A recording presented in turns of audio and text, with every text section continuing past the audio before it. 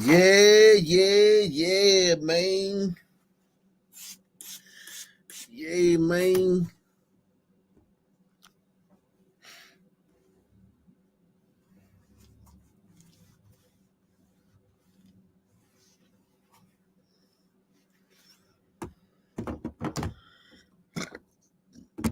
Mm,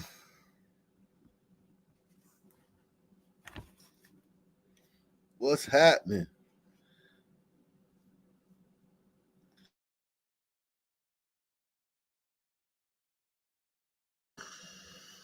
Yeah, it's sunny.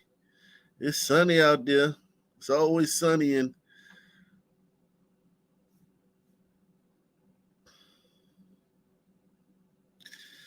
everywhere.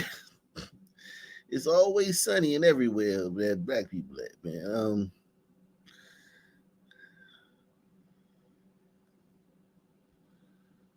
It's always sunny in everywhere that black people at.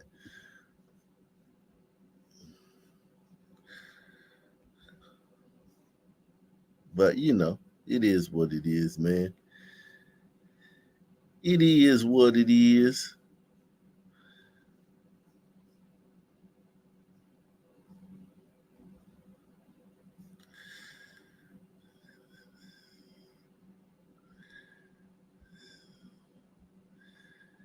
It is what it is.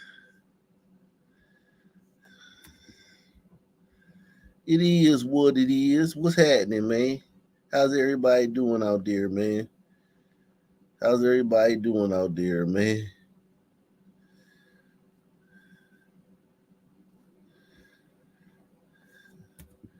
Me, I'm fine, man.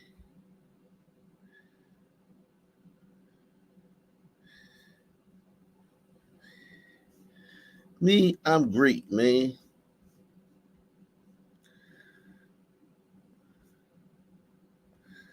I'm Gucci, man.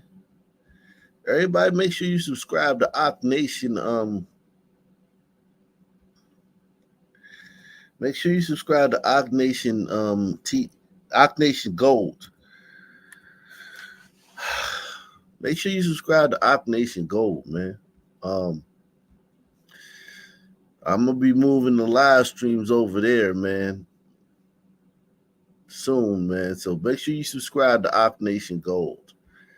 Links in the description box.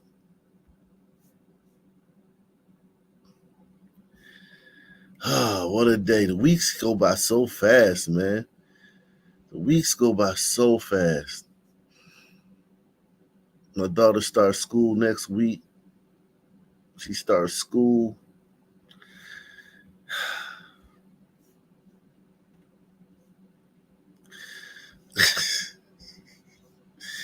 She that school don't know what they in for, man. That school does not know what they in for, man. That school has no idea what they're in for. That school gonna be like, hey man, whose kid is this, man?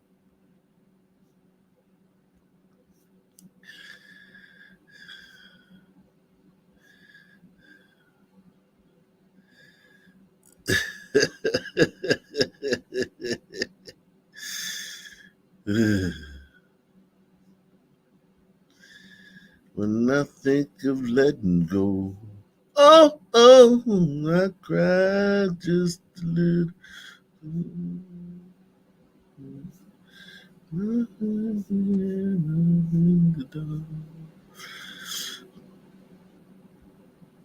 Which HBCU? Virginia State, man. Virginia State, man. Petersburg, man. Chocolate City, man.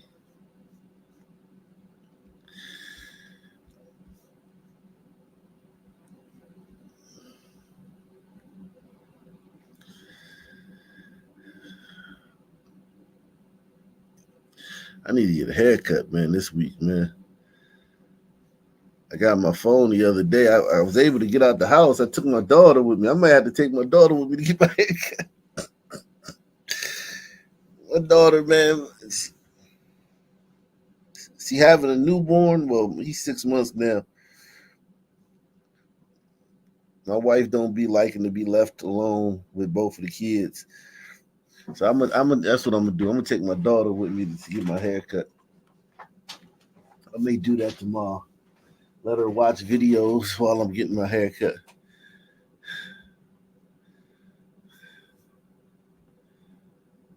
He said, "You look, I look fine."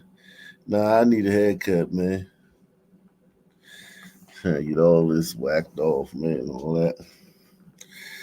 Funk Master General, man. He says, "Yo, it's good to be here with you at the end of all things." Yeah, man. Good to be here with y'all too, man. There's no show without the nation, man. There's no show without you guys, man. You guys are the show.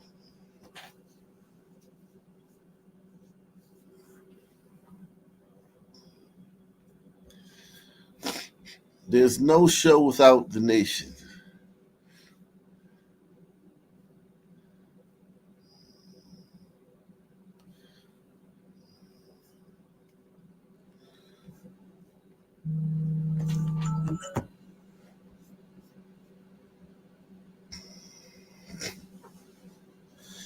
It's just it's just that, women just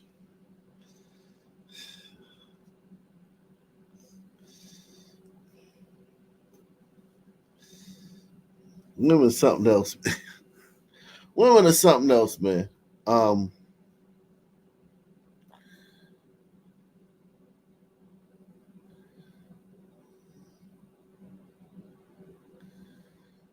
Women are something else.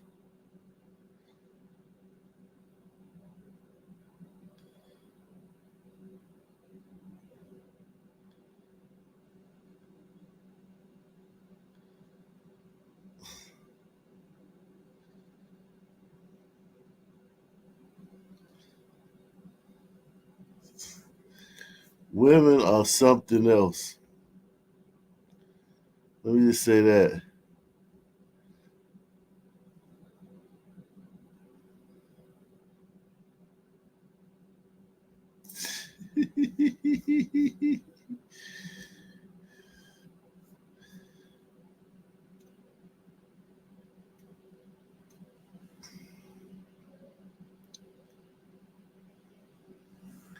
Yeah, man, you gotta time. Yeah, the years start coming and they don't stop coming, Jack. The years start coming and they don't stop coming. I'm telling you, man. I was listening to that song. Mama used to say, "Take your time, young man." Mama used to say, "Don't you rush to get old." Mama used to say, "Take it in control." Mama used to say, "Oh, man, that don't you rush to get old, man." I remember when I was 30, I thought I was old. I thought I was old when I was in my early 30s, man. I thought I was old. Had no idea, man. I thought I was old in my early 30s, man.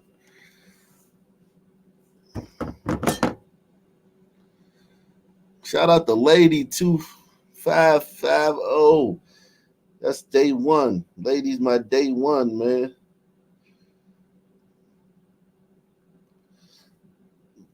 My Baltimore Octoroon, man. That's my Baltimore Octoroon sister, man. Lady 2550, man.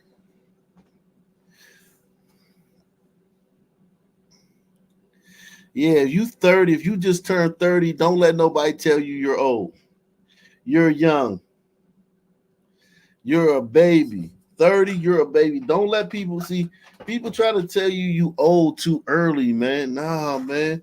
30, you're a baby. You're literally a baby at 30.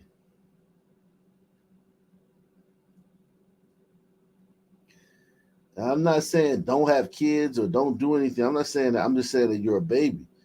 At 30, 30 you're a baby. I'm 46. I hurt my knee. I hurt both my knees this last week just getting up off the couch. Both my knees. I was icing my knee during the show last night.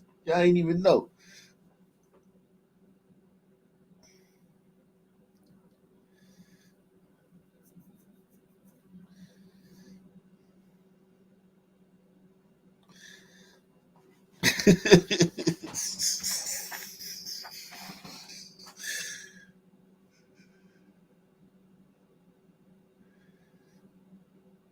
Yeah, man.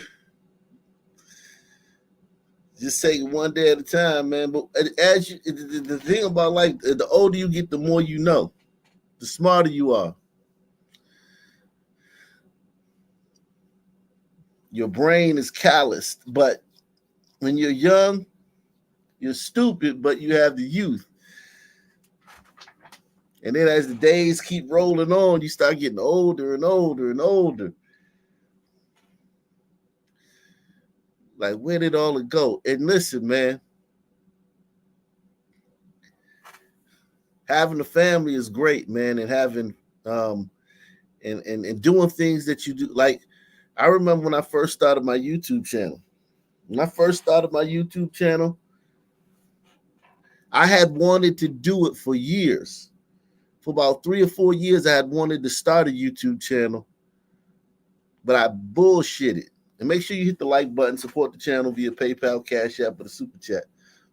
I bullshitted for a long time on starting my YouTube channel for years. When I finally did it, this would be late 2016, probably like not even late, like early 2017. I made a couple of videos at the end of 2016, but that was just it wasn't serious. But really, when I really started to do my channel was 2017, early 2017. And a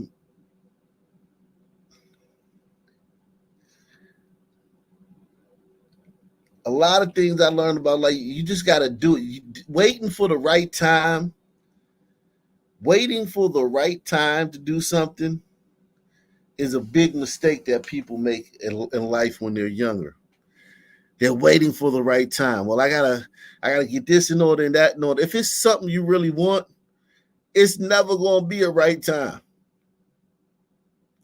There's always gonna be some other thing going on. Just do it. If there's something you really want to do, just do it. There's never gonna be a right time. Life don't care about your right time.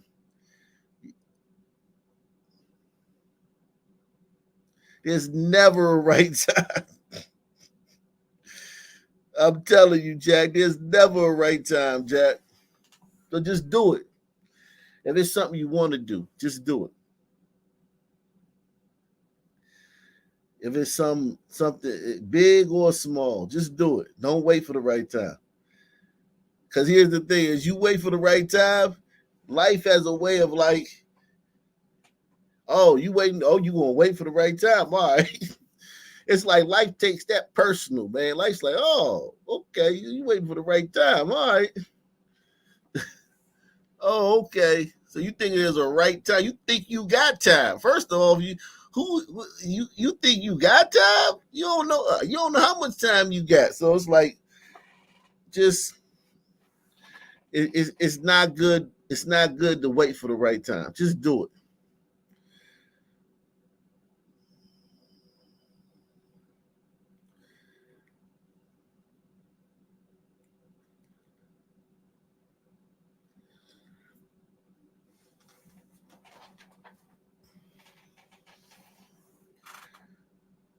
Yeah, just do it, man.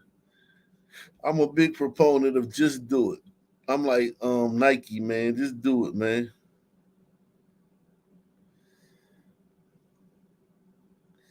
Mama used to say, "Hey, hey, hey."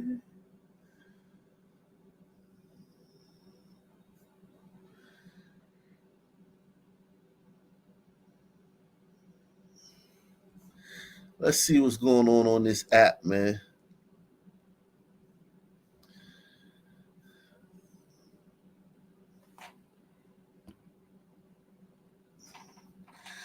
The whole world needs to understand what's happening in Ireland right now before it's too late.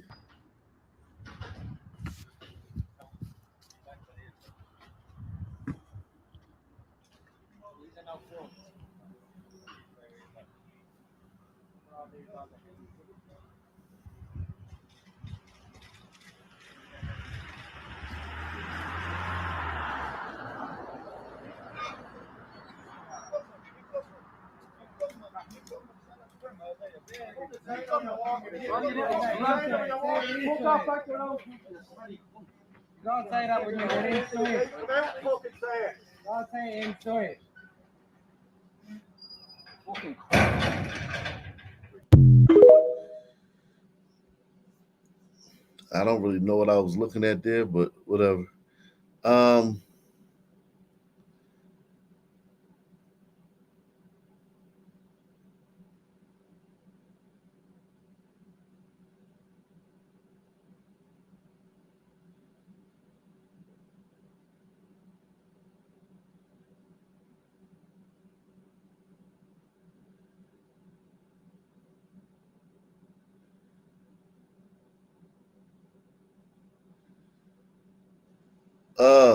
let's see.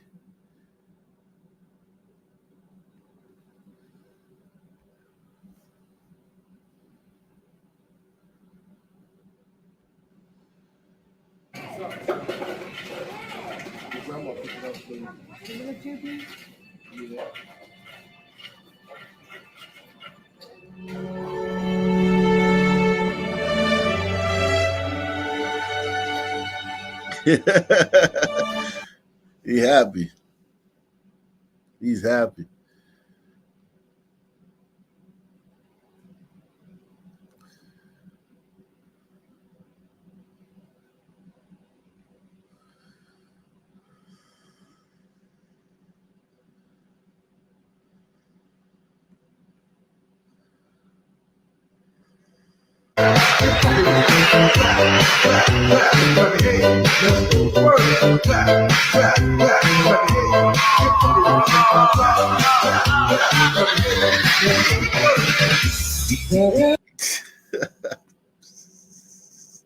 AI.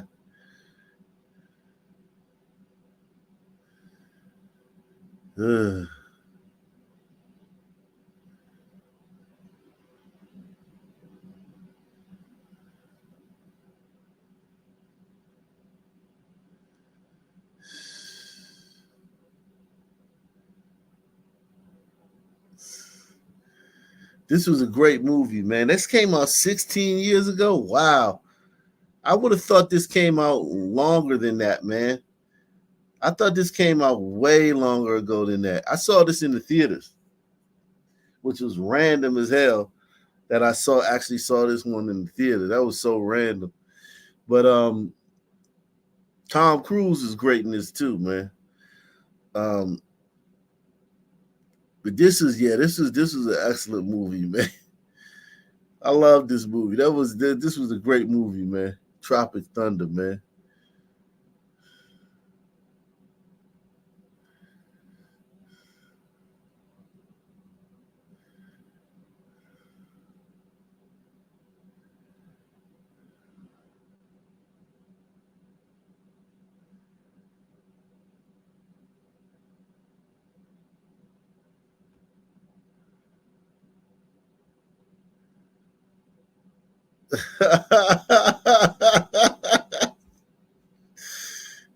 Yeah. They mad as hell. They mad as hell. He went to dad first. They're mad. Oh man, my wife would be so mad if that happened, man. Oh man.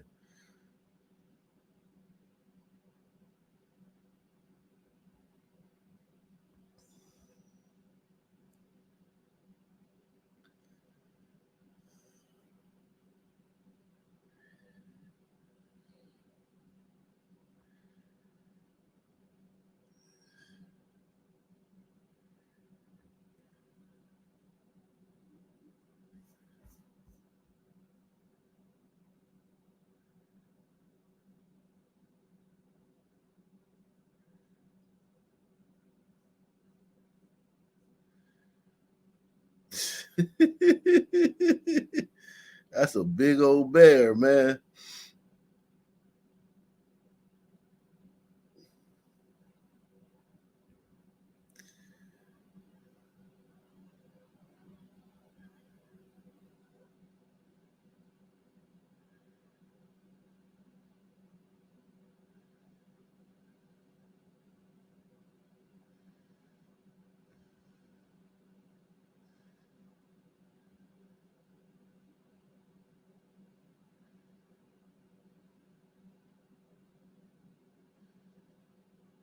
Damn, Jesus. Um,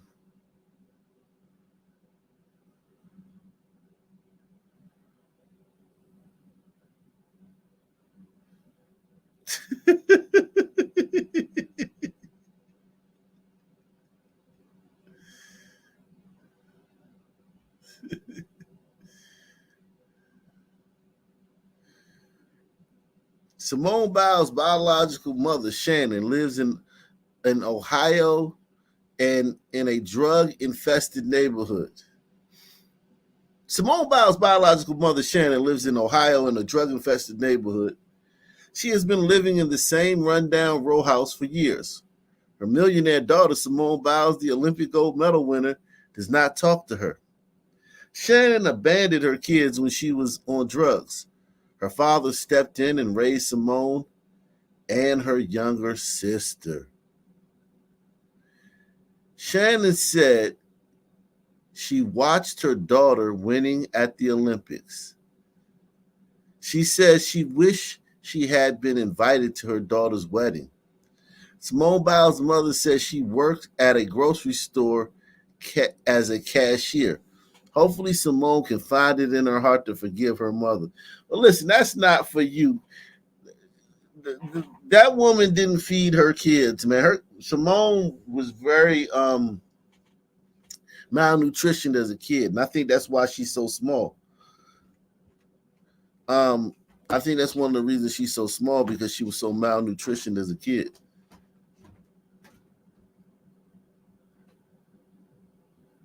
Um, so yeah, I don't know if you can tell somebody to forgive their mother for being on drugs and not feeding them when they were a kid. That's not my business to tell her to forgive her mom for that, man. That's nobody's business to tell. That's nobody's business to tell that girl that she got to forgive her mom for not feeding her and you know keeping her in deplorable conditions as a kid. That's actually that's out, you're out of line for saying that she need to go forgive that woman. That's out of line. This ain't like a Kobe situation. With Kobe, it's a little different. Kobe grew up in luxury. His father was an NBA player and played in Europe. Kobe traveled the world, trips, basketball camps, safe environments in upper class neighborhoods in Italy where he grew up. Learned several languages. So Kobe's beef with his parents is a little bit different. And even that one, it's not for me to say, you know, he should have treated his parents better. Because especially over a girl, over his wife, they didn't like his wife. His wife kind of finessed him. You know, he met a video chick like a month into his NBA career and wanted to marry her. And they were like, "Damn, bro, you just got to the NBA 5 minutes ago, and now you already want to get married to a video hoe." So that kind of caused beef with the parents. But this one right here is different. With Kobe, you can say, okay, well, your parents raised you in luxury and they did everything for you, and you never missed a meal. You never went without. You had everything you wanted. Great family, great Huxtable like upbringing. This girl right here, you kind of out of line for telling her she need to apologize. She need to forgive her mom.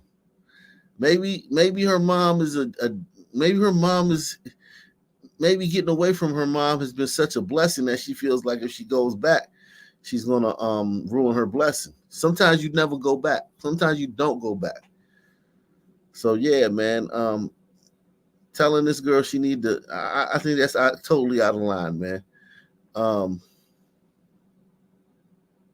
you say her mom actually helped her. Well, the mom's dad actually raised the grandparents raised her. So yeah, so like her dad raised her. Yeah, the mom's dad raised her. And listen, people think that just because you work at a grocery store and live in a row house that your life is miserable, and I get like giving. Say Simone gives this woman a bunch of money. Say that Simone gives her mom an allowance. Let's just say she gives her mom, $5,000 a month allowance. Who's to say that her mom isn't going to start using drugs again? Because money exposes your character. What do they say? How's the saying go? Money doesn't make your character. It accentuates it. You know what I'm saying? Maybe the worst thing in the world for Simone to do is to give this ex-drug addict a bunch of money. And why does everybody have to be rich? Why does everybody have to live in luxury that's associated or related to somebody who's wealthy?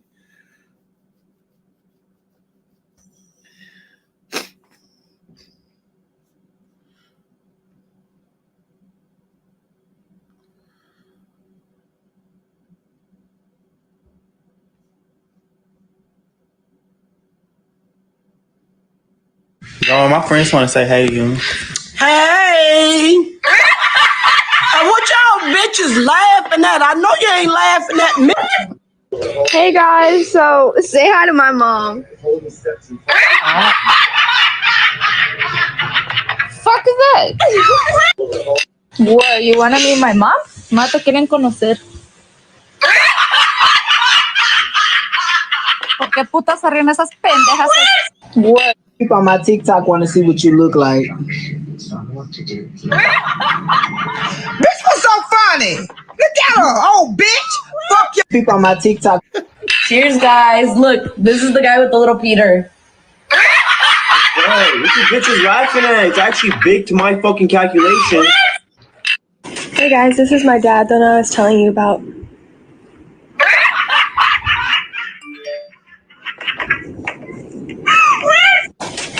Yeah, come say hi to my friends.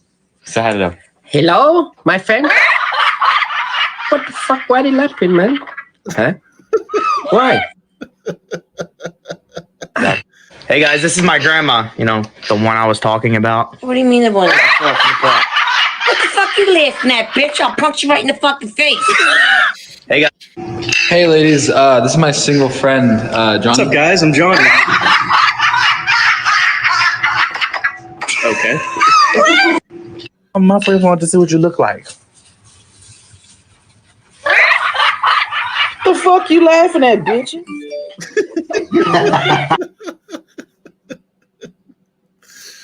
Oh man, that's funny.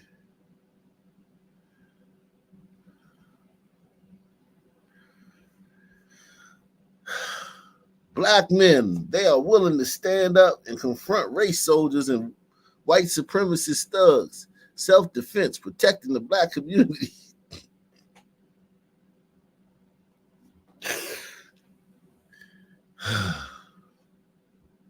Without hesitation and then lie about it. Let me see your hand. Use your opportunity. Let me see your hand. Take your shot. Maybe I get to a black man saying you're talking shit to me like you have behind his back. Behind this flag. Because this is the Constitution that says I can do this when you start to act the fuck up. And it ain't just us. I've inspired every black without hesitation. So wait a second, man. What part of marginalization and disenfranchisement is this, man? What part of victimhood is this, man? Thought we was victims, man. Shout out to Mad Peace, man. Ock Nation Hall of Famer. Mad P says, salute, Big Ock. I know your stomach got burned a couple of weeks ago on a hot water mishap. I hope you're feeling better by now. But I was wondering, how did that ordeal affect your view of the whole Sonya Massey situation? Yeah, man, listen, man. My stomach is doing a lot better, man. I will say this, man. My stomach is doing a lot better, man. Let me show you. Let me take this off the screen for a second.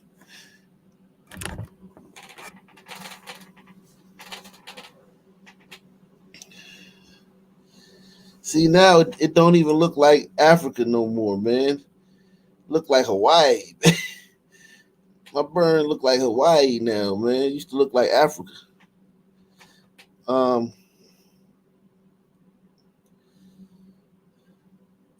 It's coming along pretty good, man.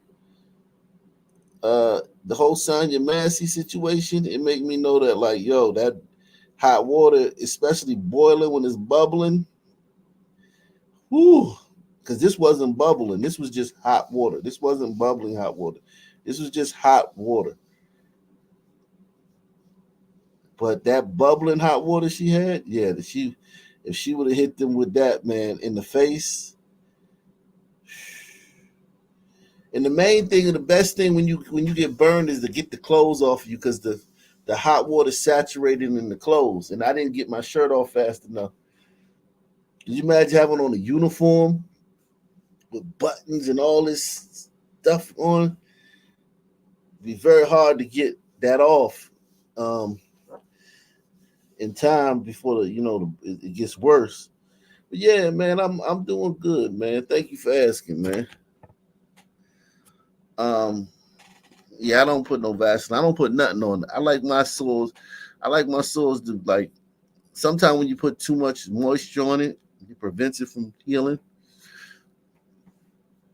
I like to keep it dry. Yeah, it's doing good though. It's doing better, man. It's doing a lot better, man.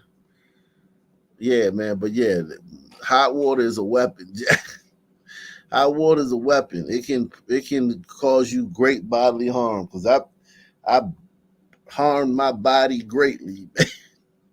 My body is greatly harmed from that shit, man. I ain't gonna lie, man. My body has been greatly harmed.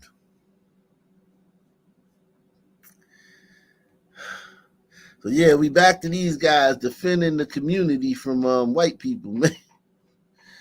They got the easiest job in the world, man. Look at these dudes, man. Oh, they went and took the easy way out. Defend the neighborhood from Bloods and Crips, or defend the neighborhood from white supremacists, man. Yeah, I'll take on the white supremacists. You could take on the Crips and the Bloods.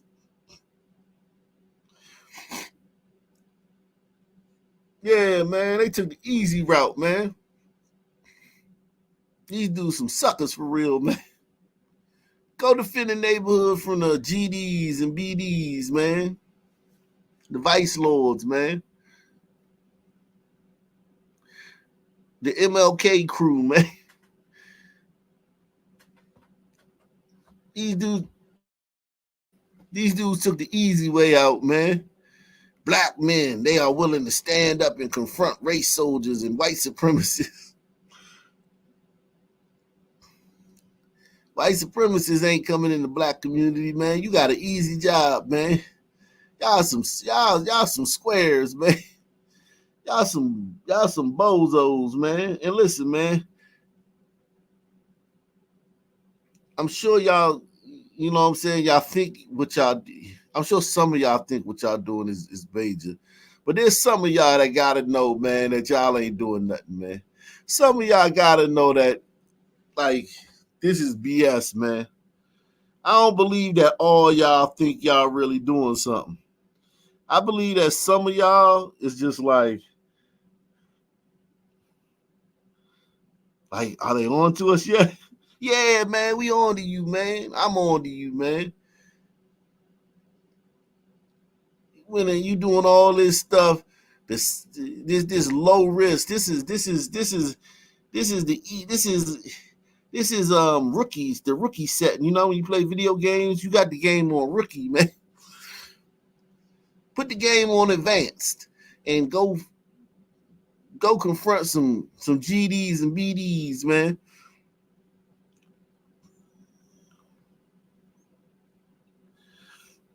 Yeah, man. Go confront the local neighborhood terrorists that commit 99% of the crime in your community. And not the white supremacists that commit 0%.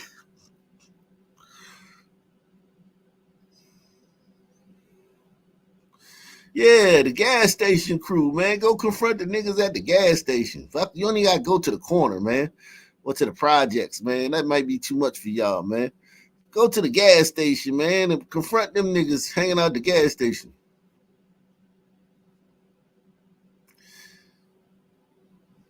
See, you know, they know they can talk to white supremacists. They know they can have a conversation and a dialogue with white supremacists. They know they go to the hood. Them niggas ain't gonna be talking. Let me see your hand. Take your shot. Maybe I you a black man can't even talk your shit like you have behind your back.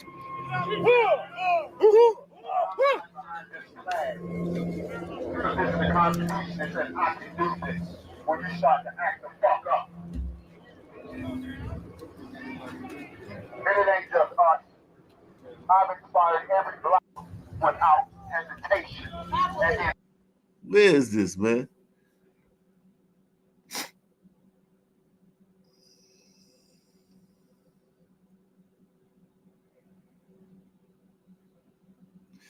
Yeah, the Black Panther, they actually killed cops, man. A lot of them murdered cops. I met a Black Panther from Oakland, man.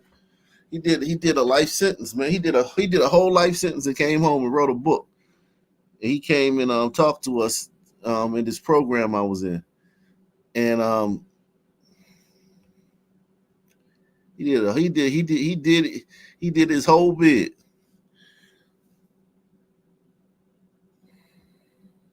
They was killing cops, man. This one said black men will do everything except stop killing each other.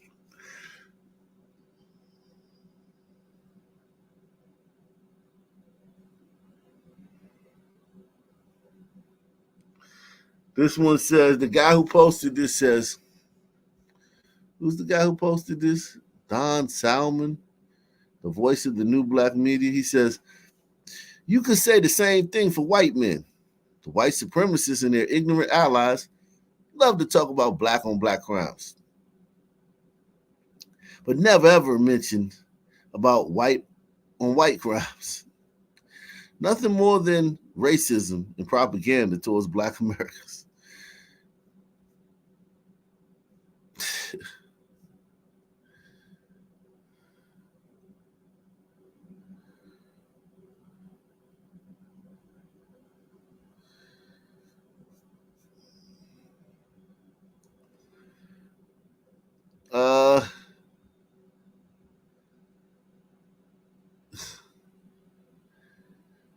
He said, I've never seen white supremacists and race soldiers come to the hood.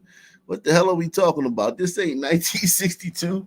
I'm all for brothers mobilizing, but our main threat to our community is clearly the small percentage of our own that terrorize the community daily. Facts, man. Well said, man. He said, LOL, they need to protect black people from thugs within the community.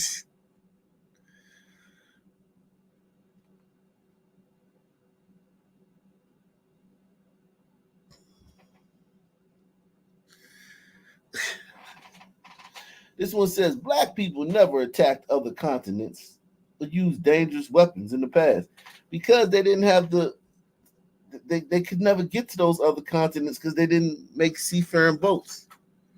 And they didn't use dangerous weapons because they couldn't create dangerous weapons. It wasn't for lack of want to, it was just lack of know-how.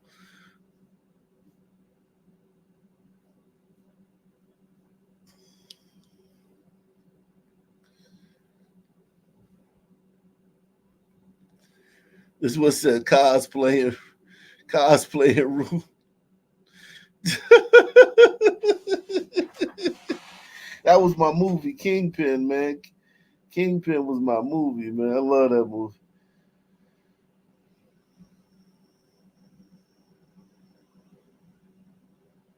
He said, had the same energy when Pookie and Ray Ray spin the block on their ops and killing innocent children in the crossfire. Damn, they getting called out. I know a few hoods in Chicago that need this kind of pressure. $1,000 says one of them shoots another one before any of that happens. Yeah, man, this gonna be an accidental discharge, man.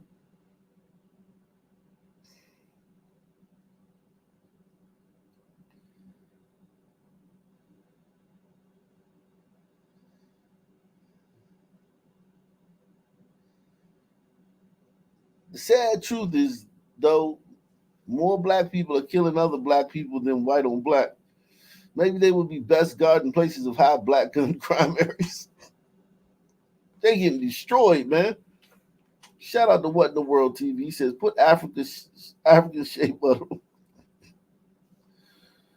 on it. Okay, yeah, yeah, I'm gonna put some African shea butter on it, man. That'll fix it, man. Shea butter, man. I'm scared though. Shea butter might make me woke, man.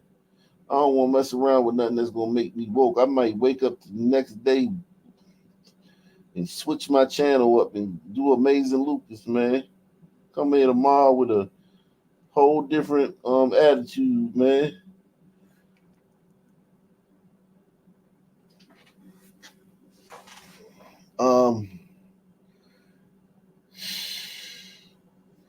You dudes are fools, man.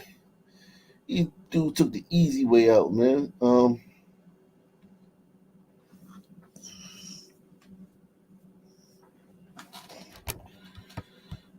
He said,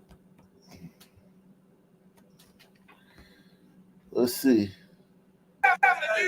Got threatened to get shot up. Might call the police. Got to get the fuck out of my house. Get the fuck out of my house. Get the fuck out of my house. That's right, man. Get them niggas the hell up out of there, man. Get these niggas up out of here, man. You throwing, yeah, man. If I'm white and I'm throwing a frat party, man, them niggas gotta leave, man. Got threatened to get shot up. Might call the police. Got to get the fuck out of my house. Get the fuck out of my house. Get the fuck out of my house.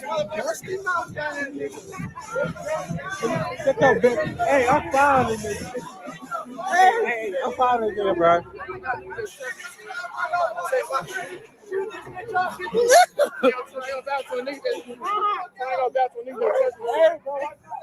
Hey, we finna open up. Hey, I ain't touch nobody. All right, get your bitch ass in the house. Get your bitch ass in the house. Get your bitch ass on. Jump his ass on.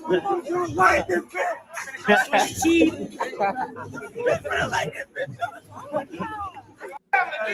Got threatened to get shot. Yeah, pestilence, man. You did the right thing, white boy, man. I tell you this, man. You did the right thing, man. Your party with these 4 Negroes in it, man, your party was, it wouldn't even have to be them. They could just be, one of them could be online talking trash to another son, man, that's not even there. Man, drop your addy. I'm at such and such frat house. I ain't scared of you. And some dudes come up and pull up to the frat house trying to kill him and kill one of these snow bunnies, man. By accident.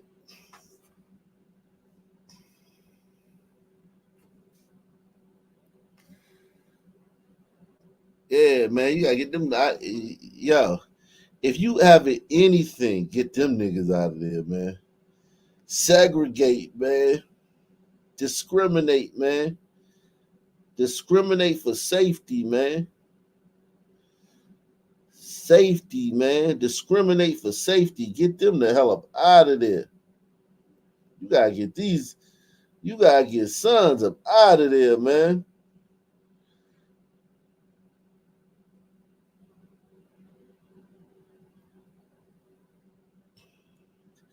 They just bad people, man. A lot of them are bad people, man. They make poor decisions, man. They impulsive. They ungrateful, too. They ungrateful. Just terrible people, man. Get them out of there, man. Good. Shout out to you, white boy.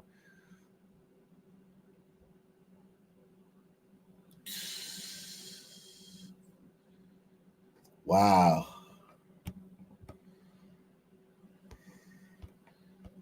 That can't be. Maybe it is real.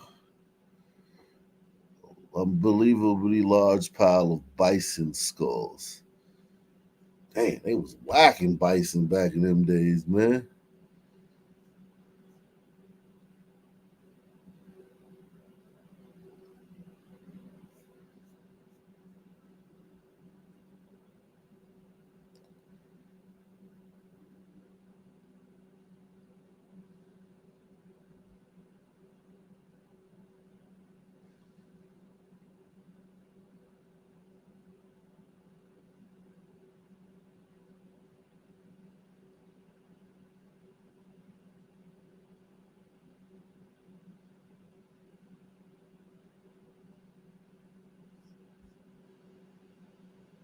Right here at the block with the homies. Say, what's up, boo? Hey, what's happening? Tap in with us. Where the bitches at, though? Yes, sir. We're trying to kick it. Bro, I told you this. Why not? Bro, my girl got you on there. I told you that. Wait, so why haven't you blocked her from? I blocked her already on my phone, but I can't do that on your account, bro. What? She see everything you post. Oh. Remember the last time you was mentioning bitches? Huh? I didn't get in the fade, bro. She blacked my eye. Oh, the homegirl abusive. Yeah, bro. Abusive. The homegirl domestic violence. Yes, bro. But but your horse will be my horse and my horse will be your We horse. won't have no horse if we both dead, bro. How the fuck we gonna play that role if we both dead? Oh, she trying to 187 type shit? Bro, double homicide. Yes. Murder was the case? Murder was the case. The homegirl death row. But Bro. then just leave her, fool. She's probably weird, I've fool. been trying to, She's a bro. weirdo, fool. It's like I'm addicted to this shit. I don't know. I can't explain it to you, bro. You're addicted to bitches punching you in the face? It's easier said than done, bro. I can't. I don't know, bro. Why are you scared of her? Bro, you would be Look at your face. You look scared.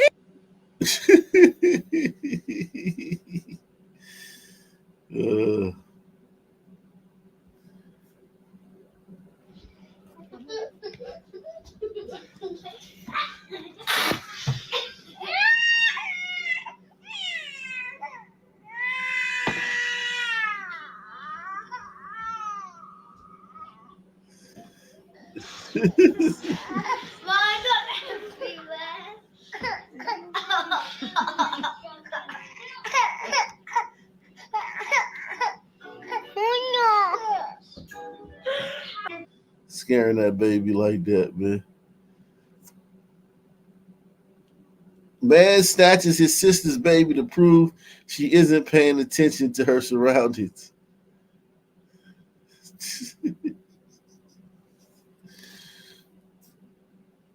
She like, damn, this girl's got light. This joint got light all of a sudden. What the hell?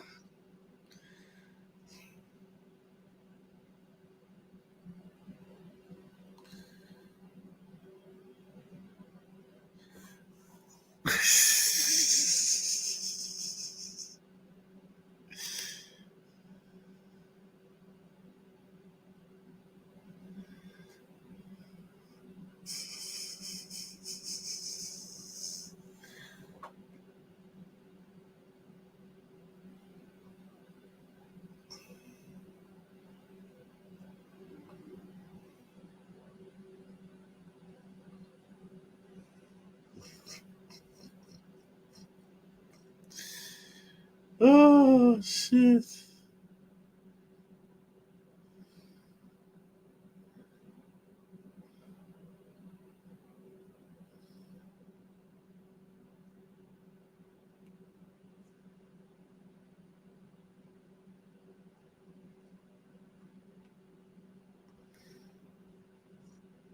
It's under his ass. Yeah. Show me your hands, buddy. Okay, show me your hands. Show me your hands. Show me your hands. Step out of the car. It's under his. Do not move. Get out of the car. Get out of the car. Do not move. Get out of the car. Do not. Go. Do not move.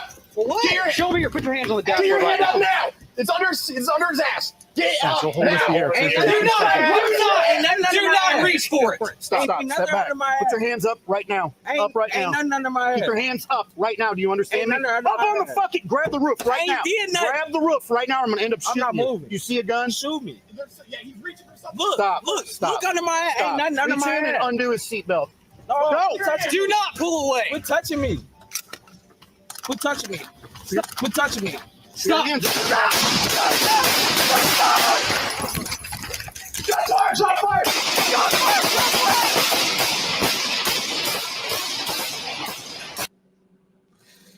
Wow.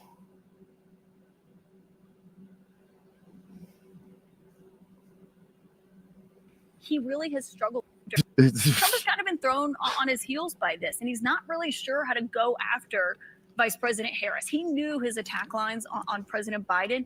He really has struggled with how to go after someone who's 20 years younger than him, who is a different gender, a different race. It's kind of been this moment where he has not been able to coalesce around a single attack line. I know you guys are objective over there, that you just report the news as it is. Oh, I know. CNN makes it. I know. Is that supposed to be a lab line? I wasn't supposed to be, but I guess it is. Trump has kind of been thrown on. Bro.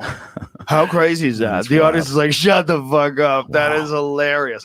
They thought he was being a joker. They thought that was a joke. Yeah. That's how crazy this world has gotten. Where fucking CNN being unbiased is a joke to people in the audience. That's so crazy. Yeah. And why? What got accomplished? If you were running a business, what did you accomplish by doing things that way? You've ruined your business because now people. But they get people elected, though. They get people elected.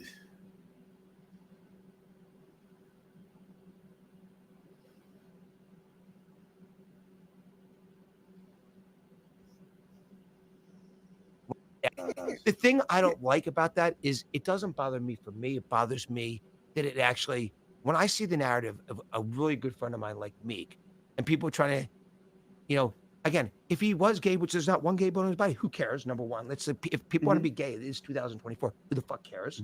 Okay. Number two, there's not a gay bone in his body. So like, why do people want to lie about that? Why do people want to change a narrative of a bet he made with me to try to hurt him? Like, that is the one thing I've learned about, look, I'm just being blunt because it's me. So one thing I've learned about black culture that I don't like is that black hate on hate. Speak on that more. I heard you say that earlier, and I wanted you to expound on that. You said you don't like to see black people tearing down other black people. Yeah, it's horrible. Like it's horrible. Like what? Like I want to support every. Look, two of you guys know me pretty well. Anything I can ever help with, I'm always there. I always want to be helpful. I feel lucky and fortunate to do what I do every day. To be as whatever success I've had, I feel blessed to do that, and I want to give back in every way I can. In business and in charitable things, I'm always trying to be helpful. Like, why does someone want to bring somebody else down? Let's try to build everybody up. Like, I'd be more excited if I'd be more excited to see one of my friends do something that's 99% less meaningful to me, but it would be really meaningful to them because I want them to do great. I want everyone around me to do great.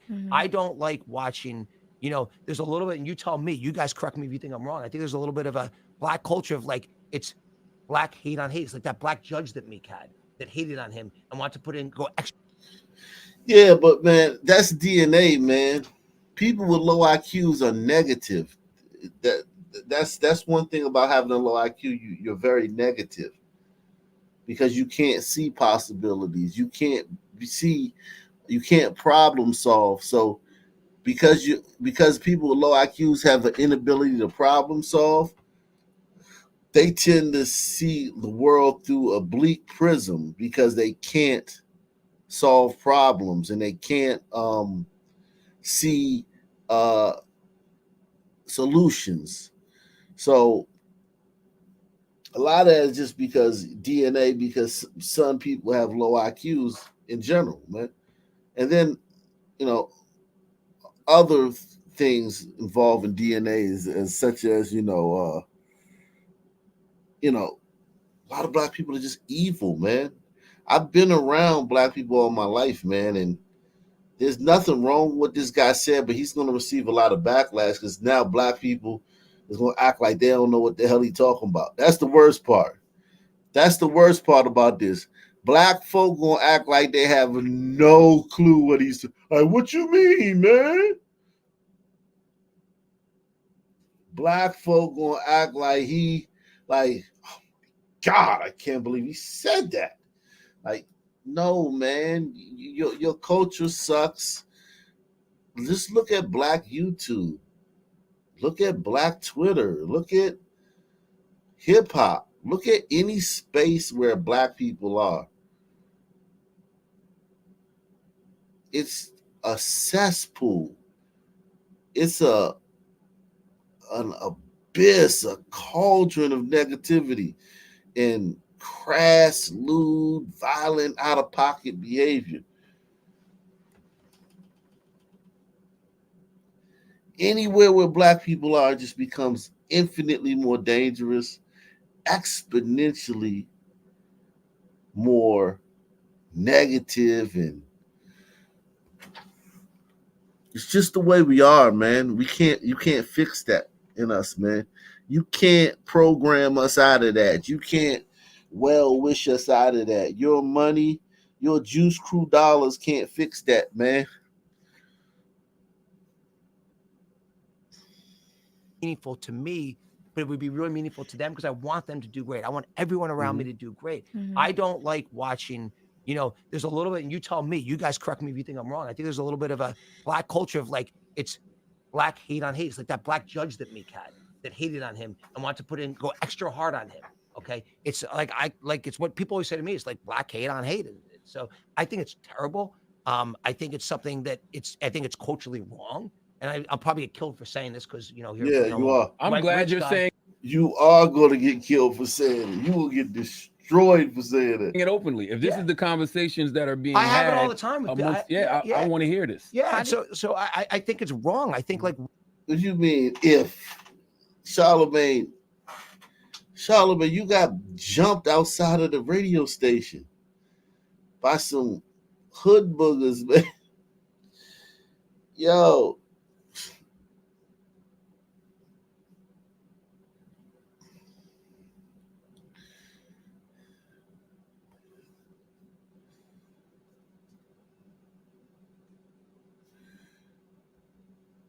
Let's see these blacks whining about this.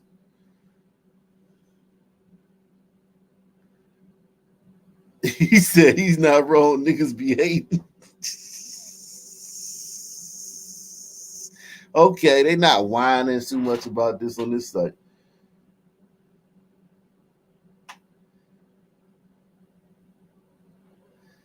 Well, I said, this is why Black women do not need to be the voice of Black community.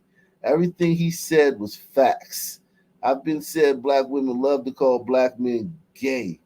Black men do this as well. However, I see it much more often on one side.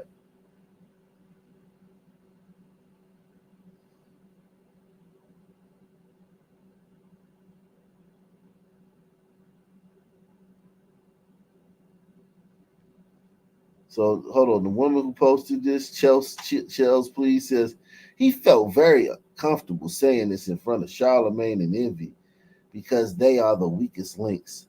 Low reader, minimal, critical thinking, skilled Black men. The bottom of the barrel. What an embarrassment.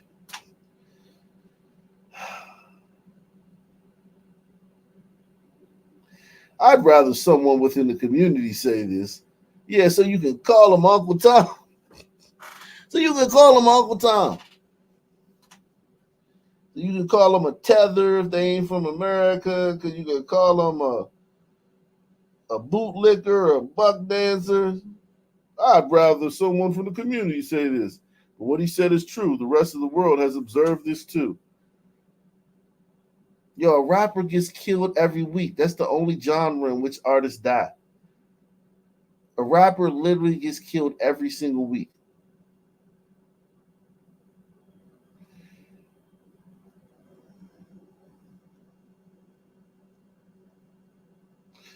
This one says, Black people do what people do.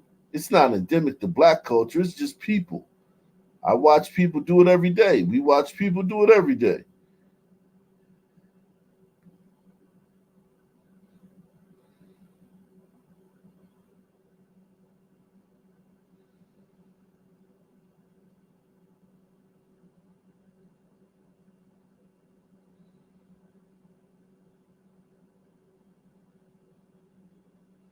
I don't know who this guy is. How much of the money he leached from our community has been used to invest in our community? Education. Yeah, y'all don't want no damn infrastructure, etc. He goes on this major outlet to tell us how we are failing. But what has he done except draining us dry? Don't buy this. Most people agree that what he said is legit. I think her issue is that he is saying it. If it were Jay-Z be the one sitting in front of Charlamagne and Envy, would she feel the same way? Listen, Jay-Z got a song. I forgot the name of that song. I think it's Streets is Watching or something from back in the day. He says it's hard not to kill niggas. It's like a full-time job not to kill niggas. Jigga said that. It's hard not to kill niggas. It's like a full-time job not to kill niggas. And man, I felt that, man. That's so true, man. Let me drop the link, man. Salute to everybody out there, man. Hit the like button. Take the $5 challenge, man. It's only $5, man. Support the channel, man.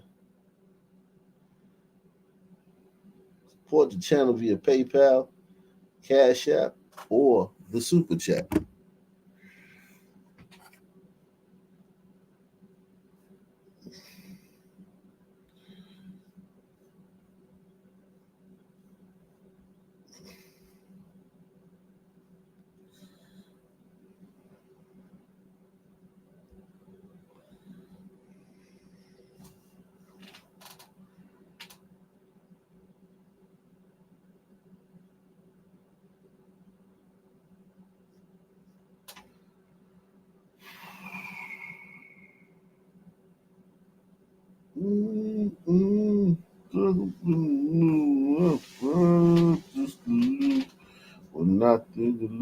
Shout out to my man Tex47 on Rumble. He says, take 1 teaspoon of raw honey per 50 pounds to promote fast healing. You know what? I used to eat raw honey all the time, man. From Whole Foods, it's white. Raw honey is not brown. It's white and it's thick. Pause. But raw honey is raw honey is olive is raw honey is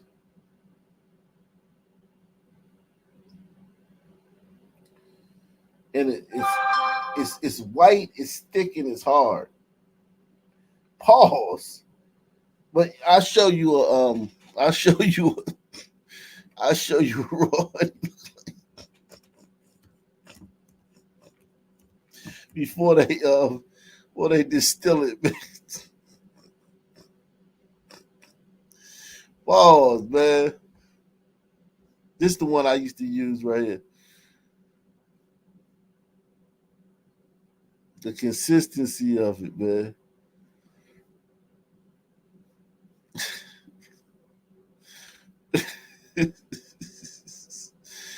Shout out to, maybe they got something on you know what? Maybe they got something on Twitter about raw honey. Yeah, man. God, dog.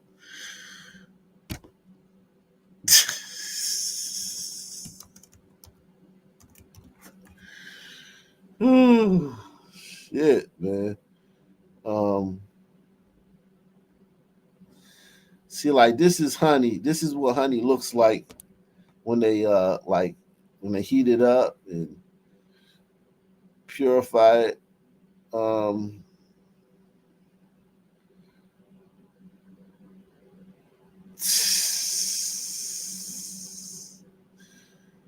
at this astronaut. Look how weird he looks, man, with this harness on. Why is he wearing a harness?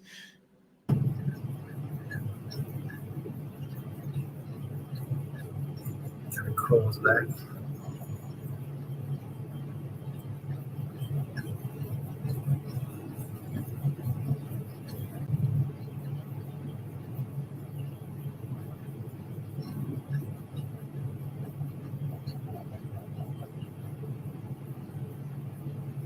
Weird lying astronaut. All astronauts are liars, man. You ain't in space, man. You ain't in space, man. You in a studio somewhere, or you in a plane doing you in a plane.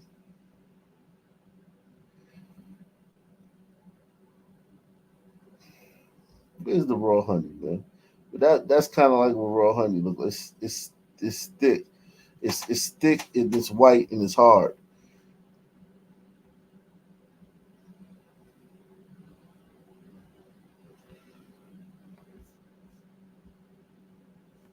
Shout out to fishermen, man.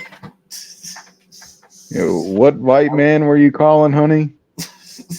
Nah, man. The Is fuck? that what I heard? You can call hot black honey, I guess, if you want to. Nah, man. No, man. But this is what the guy suggested I put raw honey on it, and raw honey it's not the same consistency as regular honey that we all Really know. raw. Like, Pause. yeah. Yeah, we don't want that astronaut honey. Right, man. But yeah, I may try that, but I don't like my sore is healing. My burn is healing, so I'm just gonna keep doing what I've been doing, man. It's been going good, man. It's healing. My skin is still not turned back brown, like I wanted to be, man. But Yeah, I think if boiling water is bad, boiling honey would be even worse. I'm telling you, man. Shout out to shout out to Bugger Off, man. Bugger Off in the building. Bugger Off in the building, man. Shout out to my man Osa the healer, man. Osa in the building. Let's see. Get to this, man. Wow, man. But that was crazy. That was bananas, man. Let's see. Yeah, man. Hey. Oh, man. You remember when they brought that football player and they brought him into space? Yeah. What, Michael Strahan? Yeah. Yeah. Old Bucktooth. Have you ever heard of Mad Honey? Nah, what's Mad Honey? It's like this super strong hallucinogenic honey that are made by some bees in the Himalayan mountains or some shit. And they got like these tigers that hang off of the cliffs on rope baskets to harvest the honeycomb from like the cliffside 1,000 feet up or something. Oh wow, yeah, I'm seeing it now. Yeah, wow. And it's like, and it gets you high. I think so. Yeah, it's got some sort of hallucinogenic property to it. Is what I've heard. Mountain tiger crackheads hanging off of cliffs. Comb heads. White folk. Comb White fiends. folk is over here. Yo, I think it's for the benefit of. I think we all know who's consuming that shit. Probably gliders. Yeah. Tigers are amazing, man. They ain't got no fear, man. Jeez. If there's a glider who wants to buy it, they'll find some way to pull it out of the earth or get it out of the jungle or off the cliffside. Yeah. I ain't been high in a long time, man. So I ain't messing with it. Salute to Text 47. He says, pasteurized honey does not promote healing because pasteurization destroys the two rare sugars in honey and turns them into common sugars. But don't give raw honey to an infant. Yeah, nah. You never give honey to a baby. That's true. Text 47 says, no, you eat the honey. The aloe is for your skin. Oh, okay. So I got to eat the raw honey. I think I can do that. Yeah. I might give me some raw honey, man. That's a good thing, man. I got to see how it interacts with my blood pressure medicine. But yeah, if it's all good, man, I'll get some of that, man. Let's see what's going on here, man. Brazen store burglary stopped by an 8-year-old. Take a look at her. She's taking out the burglar with a bat, all to protect her father, the store manager. This happened at Big Discount Liquors in Maplewood on Saturday. And our Mary McGuire spoke to the store manager about his daughter's incredible bravery. And as she reports, this all started when he tried to protect her. An 8-year-old little girl is being hailed a hero after stopping a robbery that was all caught on camera. How you doing today? Big Discount Liquors saw a steady stream of customers Wednesday. Thank you. Okay, I appreciate everything. Have a good night. Stopping by with treats and kind words for Leo's daughter. We don't ask for it, but I really appreciate it. It was a typical Saturday night at the family-owned liquor store off White Bear Avenue in Maplewood, and Leo's kids tagged along with their dad for his shift. Right around closing time, a man wearing an Amazon vest stopped in the store while Leo's daughter was sitting behind the counter and loitered around the aisles. That's a glider, man. Is that Savage Red down there? I don't know. That's you talking about the back tip? No, I'm talking about right there in the pit. Oh wow. This that's a glider though. Damn, man. When you gliders gonna stop this, man? We need to have the national town hall, man, on this stuff, man. Jeez, man, gliders tearing up the countryside, man. When he's back, he just put the gun on the table and point to me, and he just told me, like, you know what to do. Leo said he could have all the money in the register. Please, take everything. I don't care. Just don't point on my daughter. He didn't move quickly enough for the robber, who moved behind the counter. Fearing for his daughter's safety, Leo Gliders are just bad criminals. grabbed the weapon and punched him, but he didn't realize he had backup. I never noticed my daughter was behind me. I thought she was crying or hiding somewhere. Surveillance video shows his 8-year-old grabbing a bat and swinging it, helping her dad during the struggle. Leo couldn't believe what he saw and tells us his daughter recently started playing baseball. This really surprised me. She got the courage to do that, and that's so strong. She never cried. She never screamed. Police later tracked down Concho Bar Morel, who now faces Concho Bar. That's a glider, man. I don't hear that Hispanic shit. That's a whole glider, man. I don't know. What's the boxer? The redhead boxer from Mexico? Canelo? Canelo. Yeah, that's Canelo, man. That's Canelo, man. He a glider, man. You ain't no goddamn Mexican, man. You a glider. Look at this guy. Look at this guy. They're not the same species. They're the same, No way, man. We're all human. These people are this different species. No, that's what Wicked looks like right there. Nah, man, Wicked look like fucking Mark Anthony, man. Wicked look like a goddamn movie star, man. That shit crazy, man. Wicked young too, man. That motherfucker look like he looked like one of the members of Menudo, man. I was shocked at how young he is, man. Yeah, he's like my age, right? He can't be no more than 30, early 30s, man.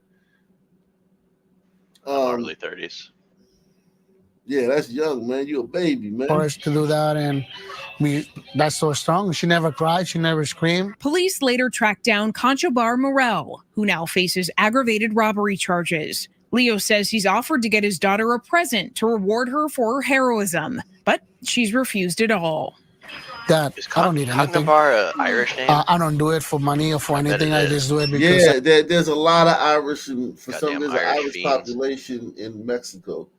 That's why Canelo. You see Canelo, he's part of that. I love you, and I just want to help you. Look at this guy. He's a redhead. He's a ginger. You're right. You are totally right about that. I've read about that before. There's a lot of Irish ended up in Mexico. Germans too. Ginger, man. Yeah, man. Spreading that good old Irish DNA, man. Jesus Christ. If they could make it in Mexico, they could have made it in the cotton fields. That's all I'm saying. Telling you, man. Ireland, man. A lot going on up there right now too. Let me see. Let's do this mass shooting, man.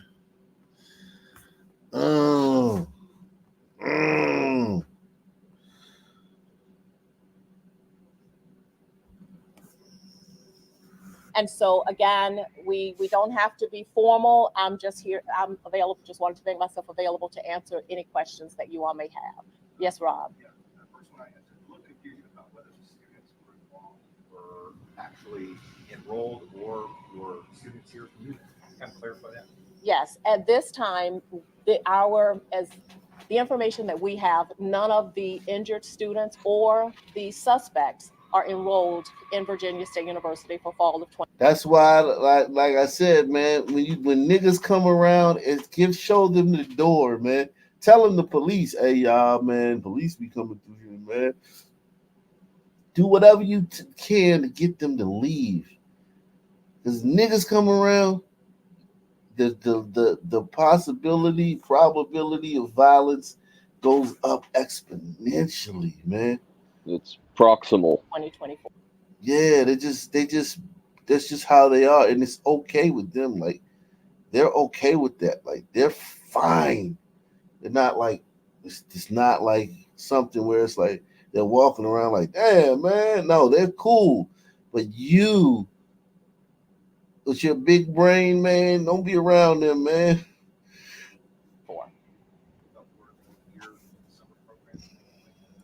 We do not have that they were enrolled for our summer program.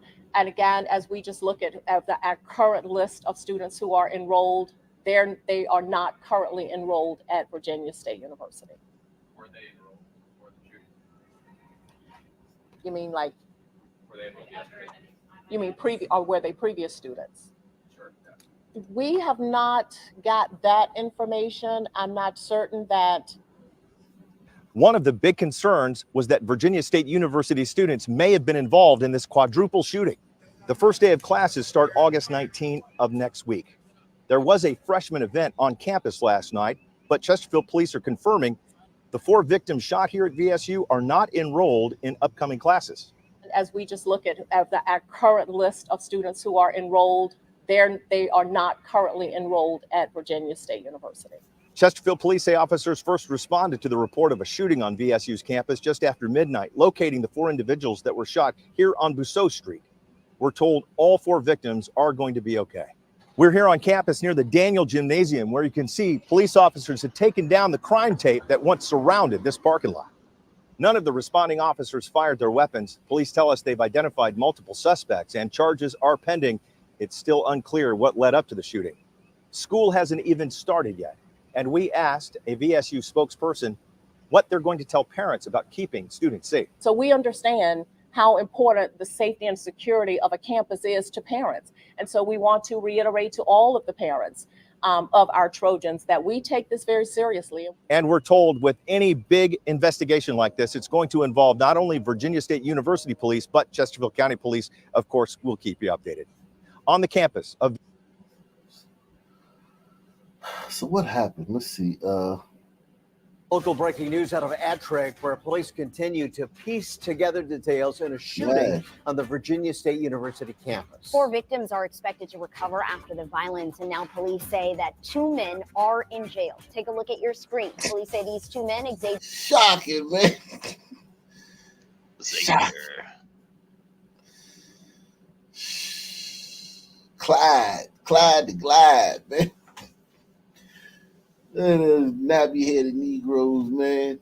Jesus Tarnishing Christ, the man. good white name. Telling you, man. His shirt says Savage World. Yes.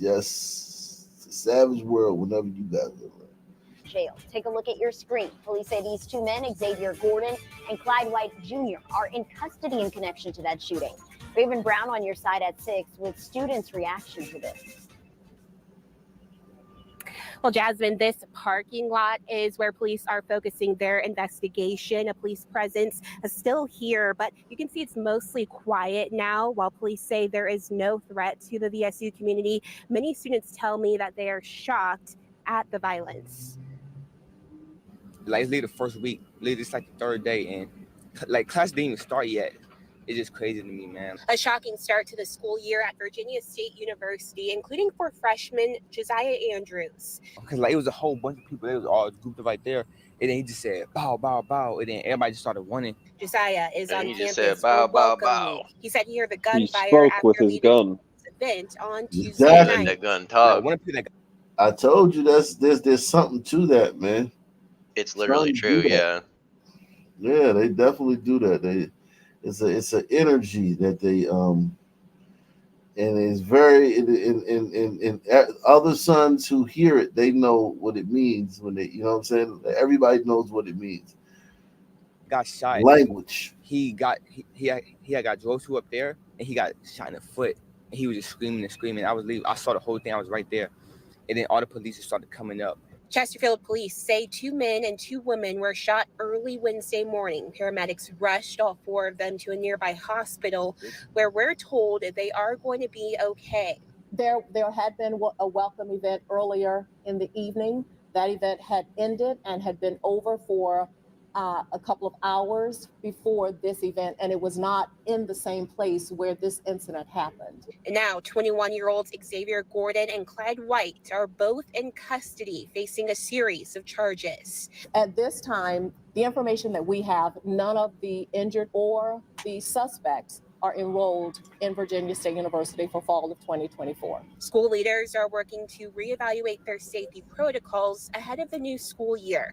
Students like Tiana Seymour say they're also focusing on their safety. I'm way more cautious now. I already knew before because we're like away from home and we have to be safe either way. But yeah, my family's reactions were like, school didn't even start, like classes didn't even start yet. So it was just really crazy.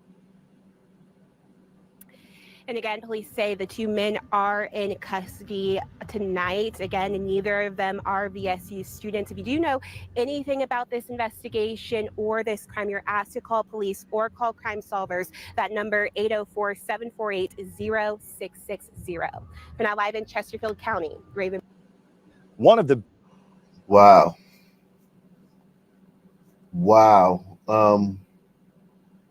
They taking it in stride, man, like only a black college could after a fucking mass shooting. That's only like the Local 25th breaking news out of HBCU to have a shooting.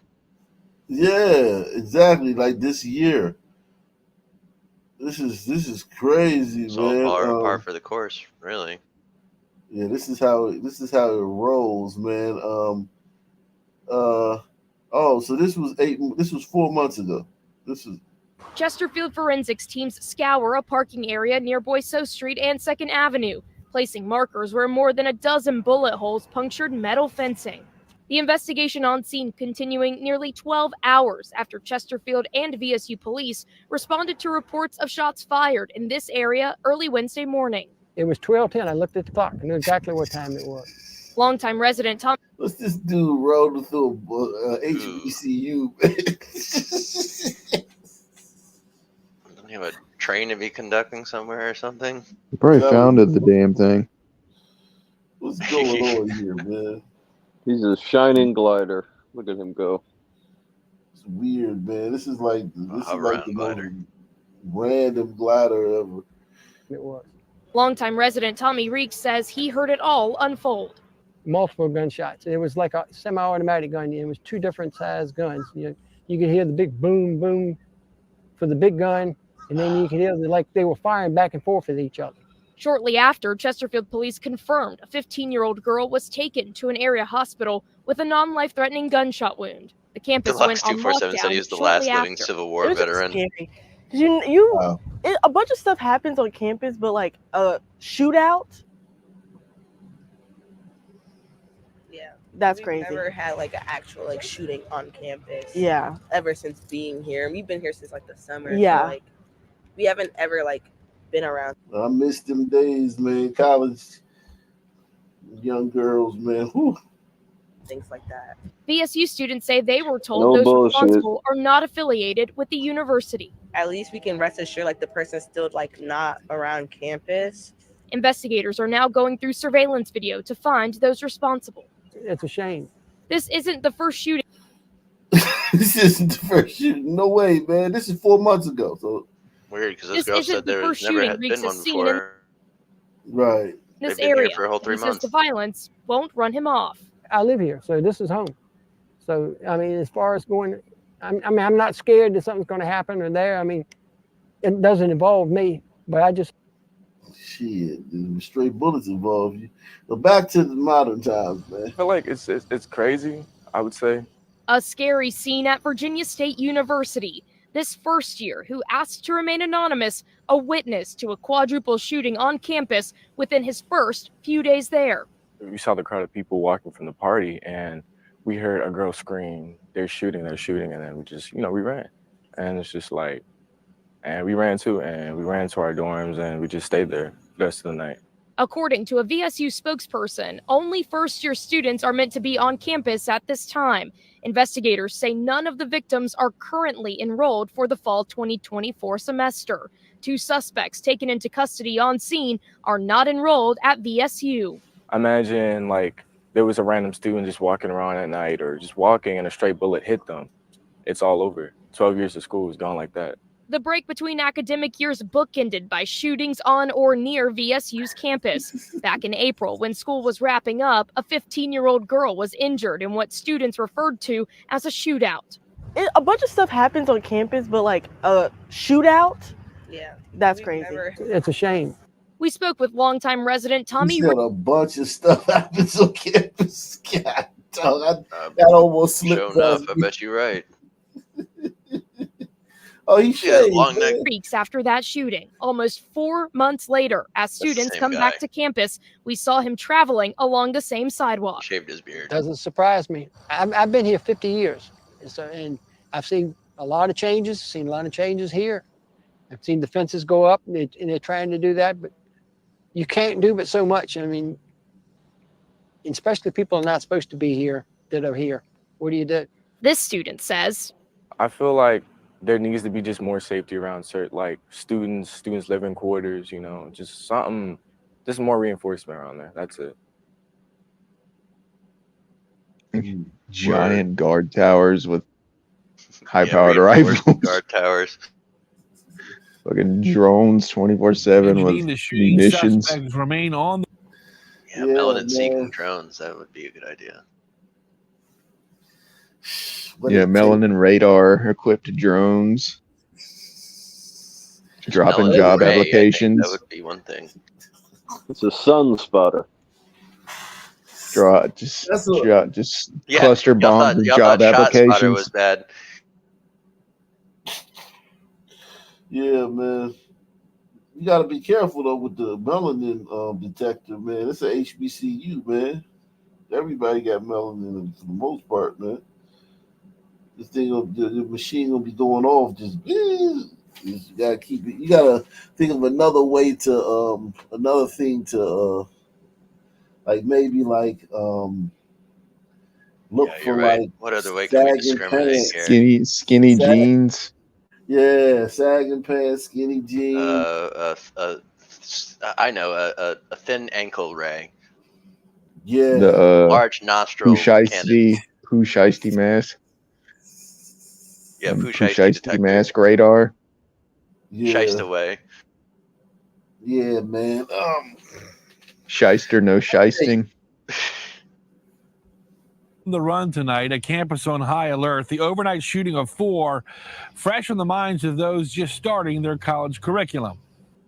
Imagine like there was a random student just walking around at night or just walking and a straight bullet hit them. Again, man. I think we exhausted this one, man. You got a long interview. Yeah, man. Getting his watermelon studies degree. Wow, look at this. We got a glider in the building. Anyone and everyone knows the name Bobby George. His attorney says his name alone is the reason for new allegations of rape, kidnapping, and attempted murder. I'm Kaylee Olivas here in Cleveland. There has been a warrant issued for his arrest, but he hasn't been booked yet. Town Hall, the Barley House, Rebel, and many more, all owned by Bobby George, who is now under a microscope as he faces 9 felony charges in total. If his last name was Smith, we wouldn't be talking. Okay, so the Georges are obviously people of interest in our community. According to a new arrest warrant, George is accused of strangling a woman and slamming her head into a table multiple times. Court records also indicate George previously followed the victim to her car with a gun. I would say not only thrown for a loop, but I would say mortified. A request for high bond also details how George reportedly raped the same woman within the last few months, and as recently as less than a month ago, allegedly kidnapping her again. The last allegation is the 27th of July. She spent a good week with him after that, and it's all on video. Accusations George's attorney Kevin Spellacy says will have its day in court. In this instance, Mr. George is being treated extremely unfairly by an incompetent. You know what? That kind of makes sense to people who hear that, like, oh, well, she was still with them, but they say that now people who are being abused or they side with their captors sometimes, so like they're using all that stuff. So just because the woman still comes back and deals with you afterwards, don't think you're out of the woods, man, because of that. Not now. No, they can say whatever they want whenever they feel like it. Yeah. They can say, she had Stockholm syndrome or something like that. But yeah, he think if his lawyer thinks that just because they hung out after that, it doesn't mean anything. Up in city of Cleveland law department with a lack of investigation. They didn't do their homework. The arrest warrant active, but the Cleveland Police Department confirms George is not in custody as of Monday night. Spellacy says that is on law enforcement as to why. I tried all day today. I'll try again tomorrow. When you say that you guys have been trying, is it just a matter of we've been showing up to the police department and trying to get him processed, or? I called the detective who issued the charges. She said, call the clerk of courts. I mean, really? Not in my lifetime does that happen. We reached out to Cleveland police for a response. Nothing yet. We'll continue to follow through on this story as it develops. For News 5, I'm Keely Olivas. That glider's in a whole lot of trouble, man. Damn, that story's big out there, man. Bobby George. Now at 5:30, an emotional afternoon in court over tragedy that changed lives forever. An Akron mother killed at a red light by an impaired driver. She just wanted to be a mom to her child.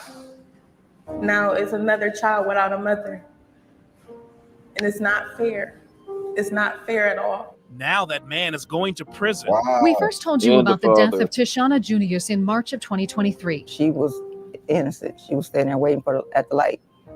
Didn't know anything. And then 2 months ago, we reconnected with her family, frustrated by delays in the case. I feel like once we get some type of justice, then I'll be able to move on to the next steps of the whole grieving process.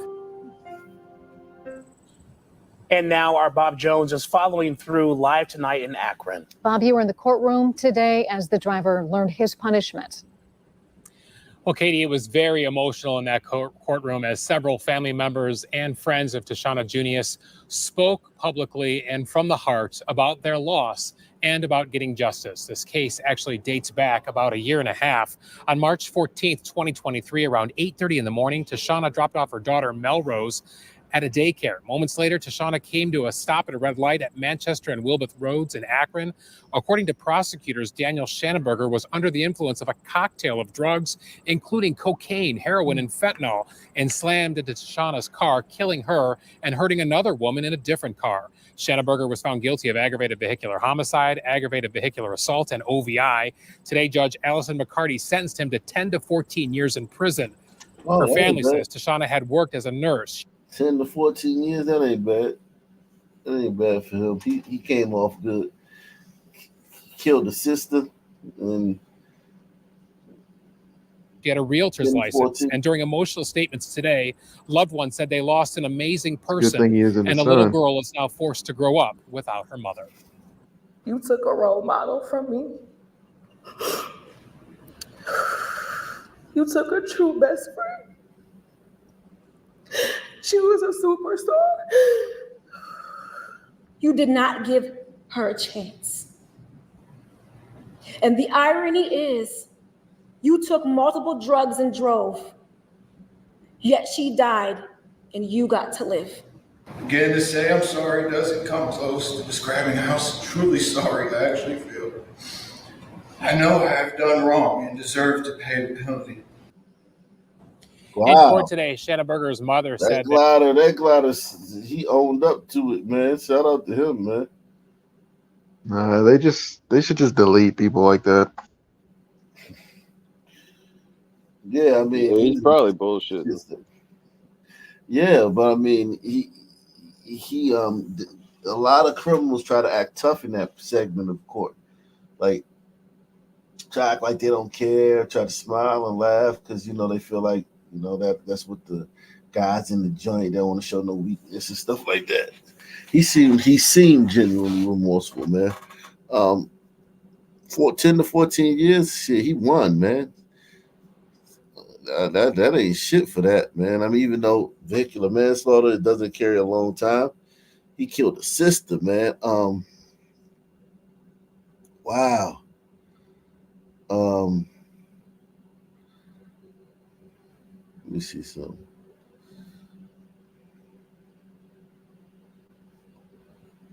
Okay, I already got that one saved. All right, let's see. Shane is breaking news on WTSU. But first, breaking news from criminal court as the woman accused of helping her boyfriend after he set a house on fire, killing his 3 children inside, gets attacked in court. Those jarring moments unfolding after Shanika Phillips pleaded guilty to that gut-wrenching crime. WDSU's Ariel Brumfield was inside that courtroom. And Ariel, what prompted all of this? Well, Randy, let me just start by saying Judge Kenya Holmes, she definitely told both families to remain calm, to stay in their seats, to not speak out. And she acknowledged the sensitivity of this case, but she also said that if they cut up in court today, they were going to jail. And things just took a turn for the worse very quickly. Now, there was a woman named Angel who actually rushed the bench where Shanika and her attorneys were sitting. She started hitting her from behind, dragged her out of her chair. And then that's when the deputies started to break up that fight. But by that time, obviously, family on both sides of this case, very emotional.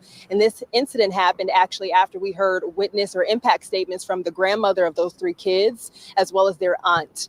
We are also told that this happened after Phillips decided to change her plea to guilty. She is guilty for 2 counts of accessory after the fact. Like I said, it was a very emotional day. Shanika Phillips is accused of being an accomplice to her boyfriend, Joseph Washington, who was accused of setting a home on America Street on fire, killing his 3 kids that were inside.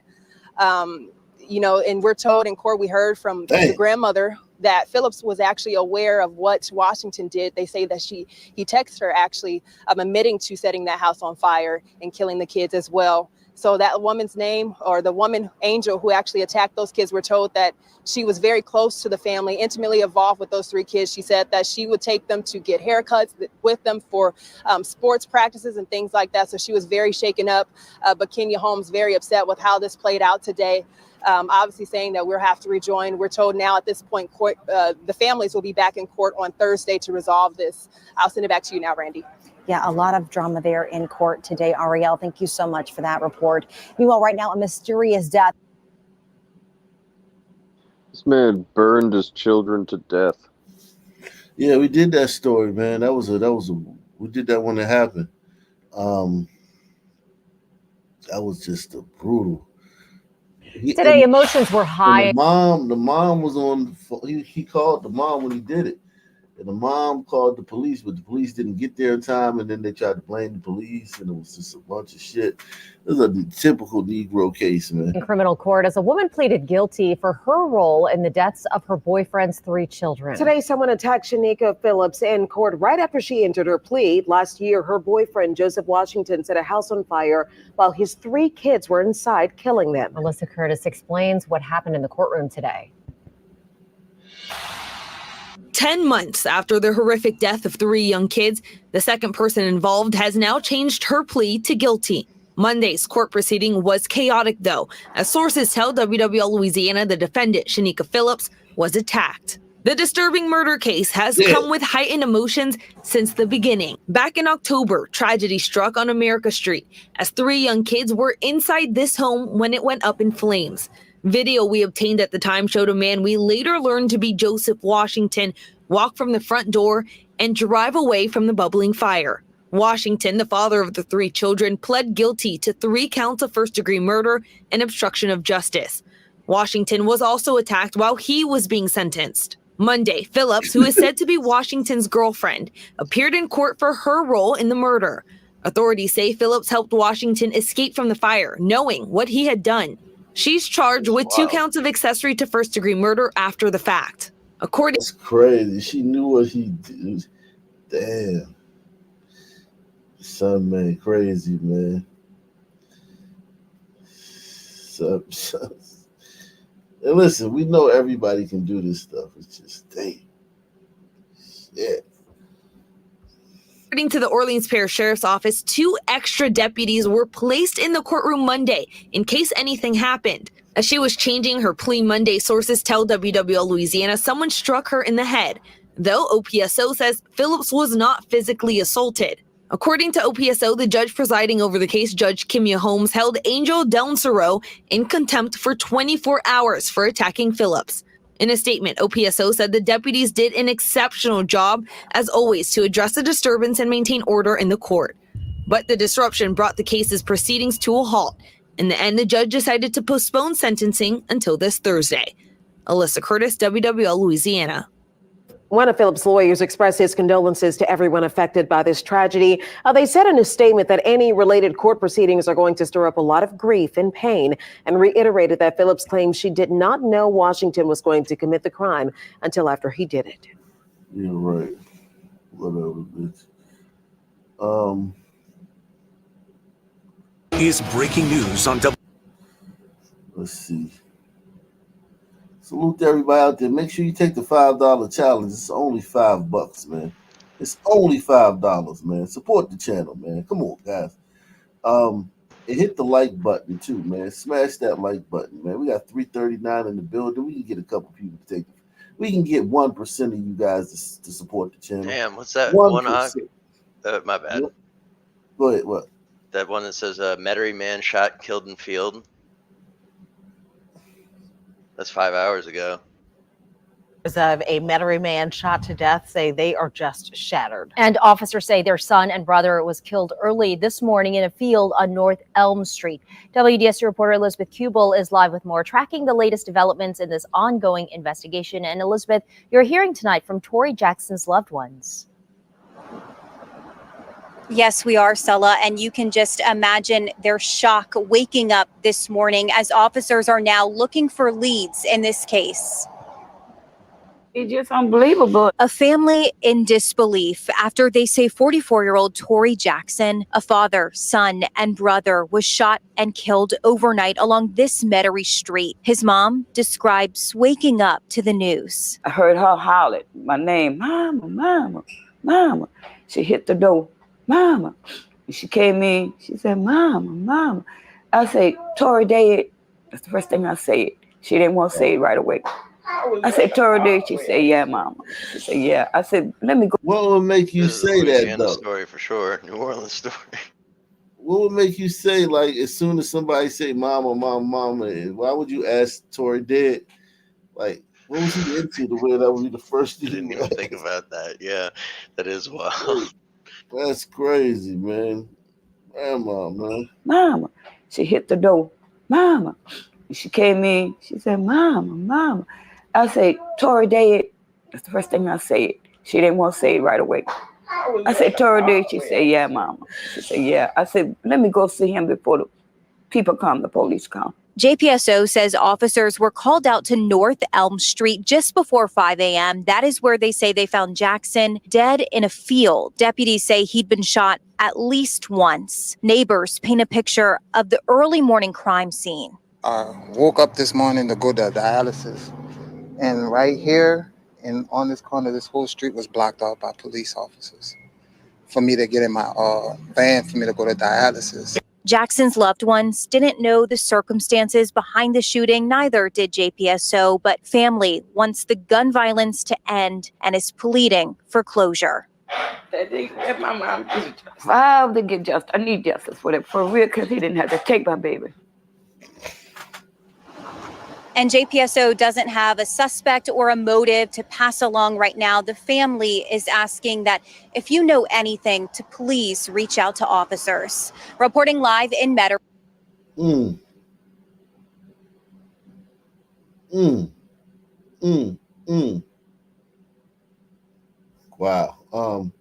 Just another day in Telling you, proximity to New Orleans. Telling you, just another day, man. Hey. A brawl inside a nightclub in River North sending a man to the hospital. Now he's telling his side of the story to just one station, saying the punches came from security inside the club. Our Tia Ewing live from River North with what she has learned tonight. Tia. Well, we just got back from talking to Terrell Henry in the south suburbs. He says this all started with a man wanting him to leave his VIP section here at Bevy nightclub, also known as Light Chicago, at 215 West Ontario. Henry said he had his own section that he paid $800 for, but before he could turn back to that section, that's when he said he was punched repeatedly by security and ended up spending the night in a hospital in serious condition. My head was gushing blood. That's not even half of it. It was so much blood on a concrete. Chicago business owner Terrell Henry captured this video before heading to a club in River North. This video from inside shows he had a good time. Then the party was crashed, according to Chicago police, sometime after 1 Monday morning. One of the guys had told me, like, hey, if you're going to be in this section, you got to pay $500 for a bottle. And I'm like, we got our own bottles. We're not even, drinking your bottles or anything like that. Like, I'm like, but if you want me out your section, I can leave. That's not a problem. The 25-year-old was out with 12 female ambassadors for his company. The crowd spilled into other areas of the club before Henry could return to his own section. Another party goer motioned for security. He told security, like, hey, give me security, aggressively grabbed me, started pushing me from the center of that section all the way to this back room, not even the same entry that I came in at. One of the guys pushed me, and the guy behind him just sucker punched me in my eye, and I fell straight back, hit my head on concrete, and then I was like knocked out for like 30 seconds. Once I got back up, try to exit the club, he hit me again. It's really sensitive. Henry still has a black eye and popped blood vessels inside it. He also showed us where he has several stitches to his mouth and staples in the back of his head. He stapled it up. I was still feeling a bit woozy. Henry pulled out a bag from Northwestern Hospital showing us his bloody shoes, shirt, and pants. He says his Cuban link necklace is still missing, and so is part of his front tooth, now left chipped, impacting Henry's smile. That's just something I can't get back. I just wish that I wouldn't have went there because it wasn't that serious. Well, Henry says that the two men had on shirts identifying them as security inside this club right here behind me. Chicago police tell us that Area 3 detectives are now investigating. And of course, we emailed the club. We called the club, and still we haven't heard back. Live in River North tonight, Tia Ewing, Fox 32 Chicago.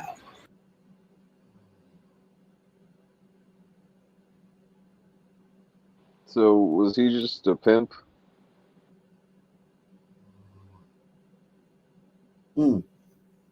Well,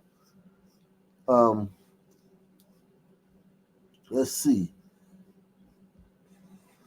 That group is calling on the mayor and city council to create that office by way of an ordinance. Tonight marks one of the first steps in making that happen, but the proposal itself has been years in the making. Their approach will be presented tonight during a Community Commission for Public Safety and Accountability meeting. This after Live Free Illinois garnered the required 2,000 signatures needed to call such a hearing. The coalition working to get this approved wouldn't be leading the Office of Gun Violence Reduction. Rather, they are pushing for it to be established in the first place. Reverend Beth Brown, who is part of the coalition spearheading the proposal, believes the city would benefit from an independent office where there is a consistent team executing a multifaceted plan. If you look at just the last 5 years or even 6 years from Mayor Emanuel's administration to Mayor Johnson's administration, there have been a whole variety of people that have been over public safety in the city of Chicago. What we have to understand as a city is that we are not going to have good success making progress and reducing gun violence when we don't have a multi-year strategy and plan for how we're going to do that. Tonight's meeting is open to the public, and community members are encouraged to come and ask questions. It kicks off at 6:30 p.m. here at the DuSable Museum. Reporting live in Washington Park, Casey Cross. A brawl. Right now, a community is mourning the death of 13-year-old Ashawn Davis. Police found the boy shot in an apartment near his home in Edgewater Sunday. He died a few hours later. Ashawn's uncle, who he lived with, shared this photo of the teen. The uncle is the founder of an organization called No Kids Die in the Shy. He says Ashawn would often go with him to anti-violence events. And we have a live look from Old Town now, where family and friends are going to hold a memorial near Ashawn's mother's house. It's still not clear why or how he was shot or if anyone has been arrested. They ain't snitching. They ain't not snitching. At the state and federal levels, there are full-time jobs and departments dedicated. Nah, we did that.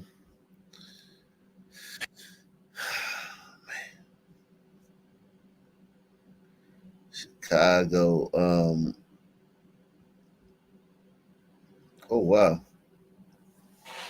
Migrant advocates are getting ready for a potential increase in asylum seekers. There's been a drop in the number of bus drop-offs in Chicago area, but Republican governors have said they will send a lot of people to sanctuary cities during the DNC.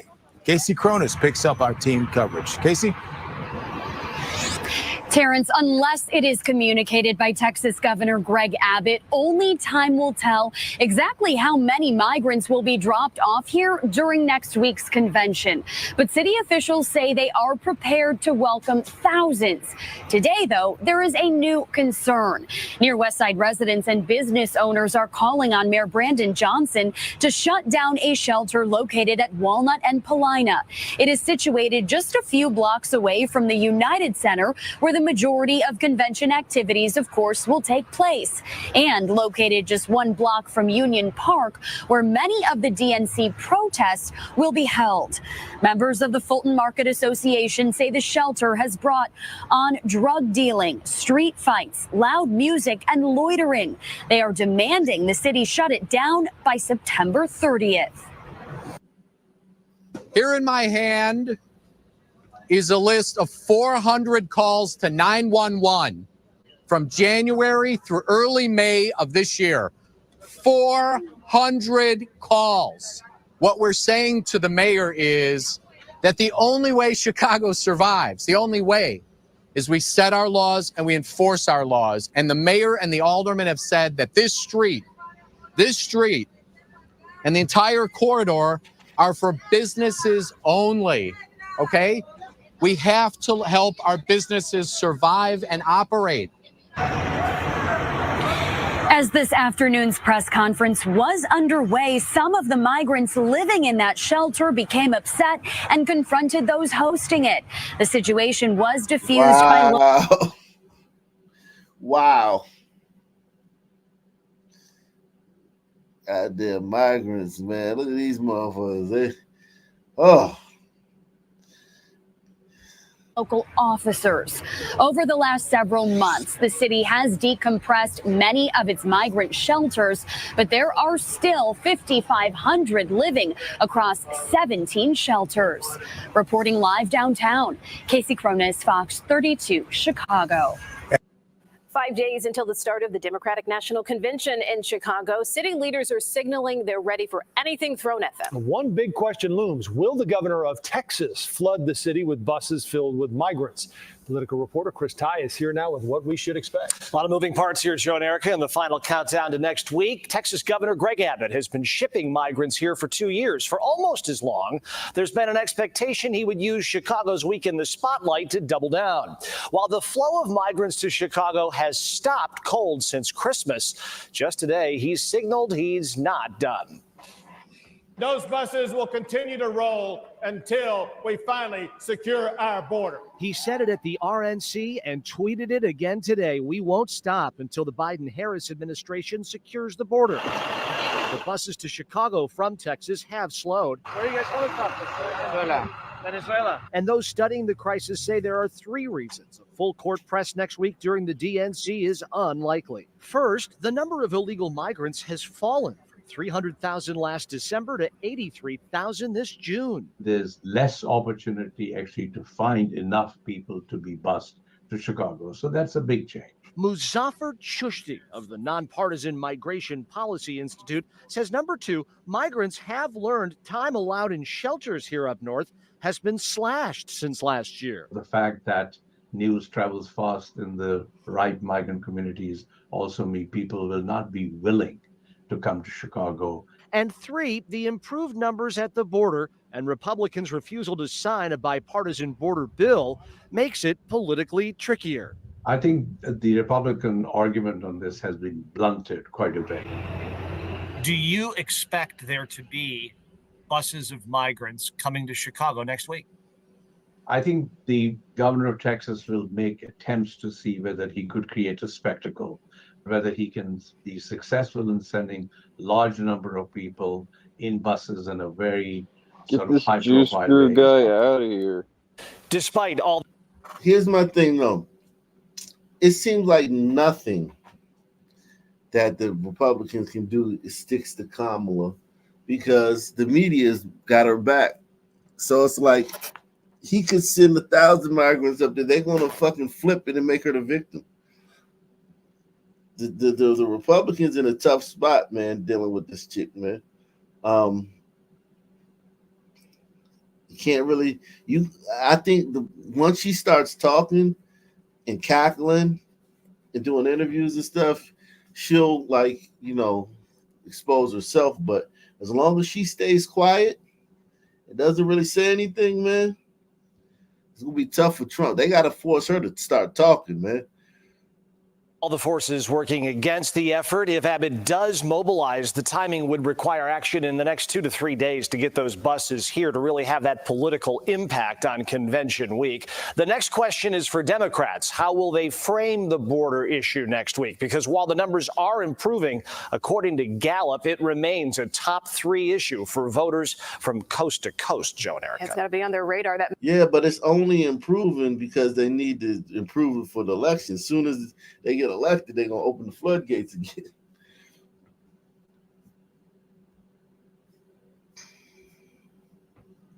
Hey.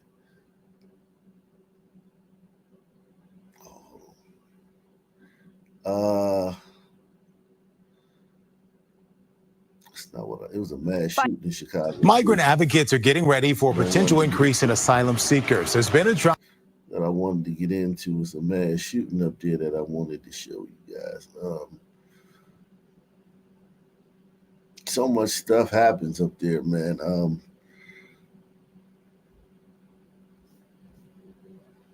Oh shit! I didn't even know we had all these people in the back, man. My bad. Why ain't telling me all these people was in the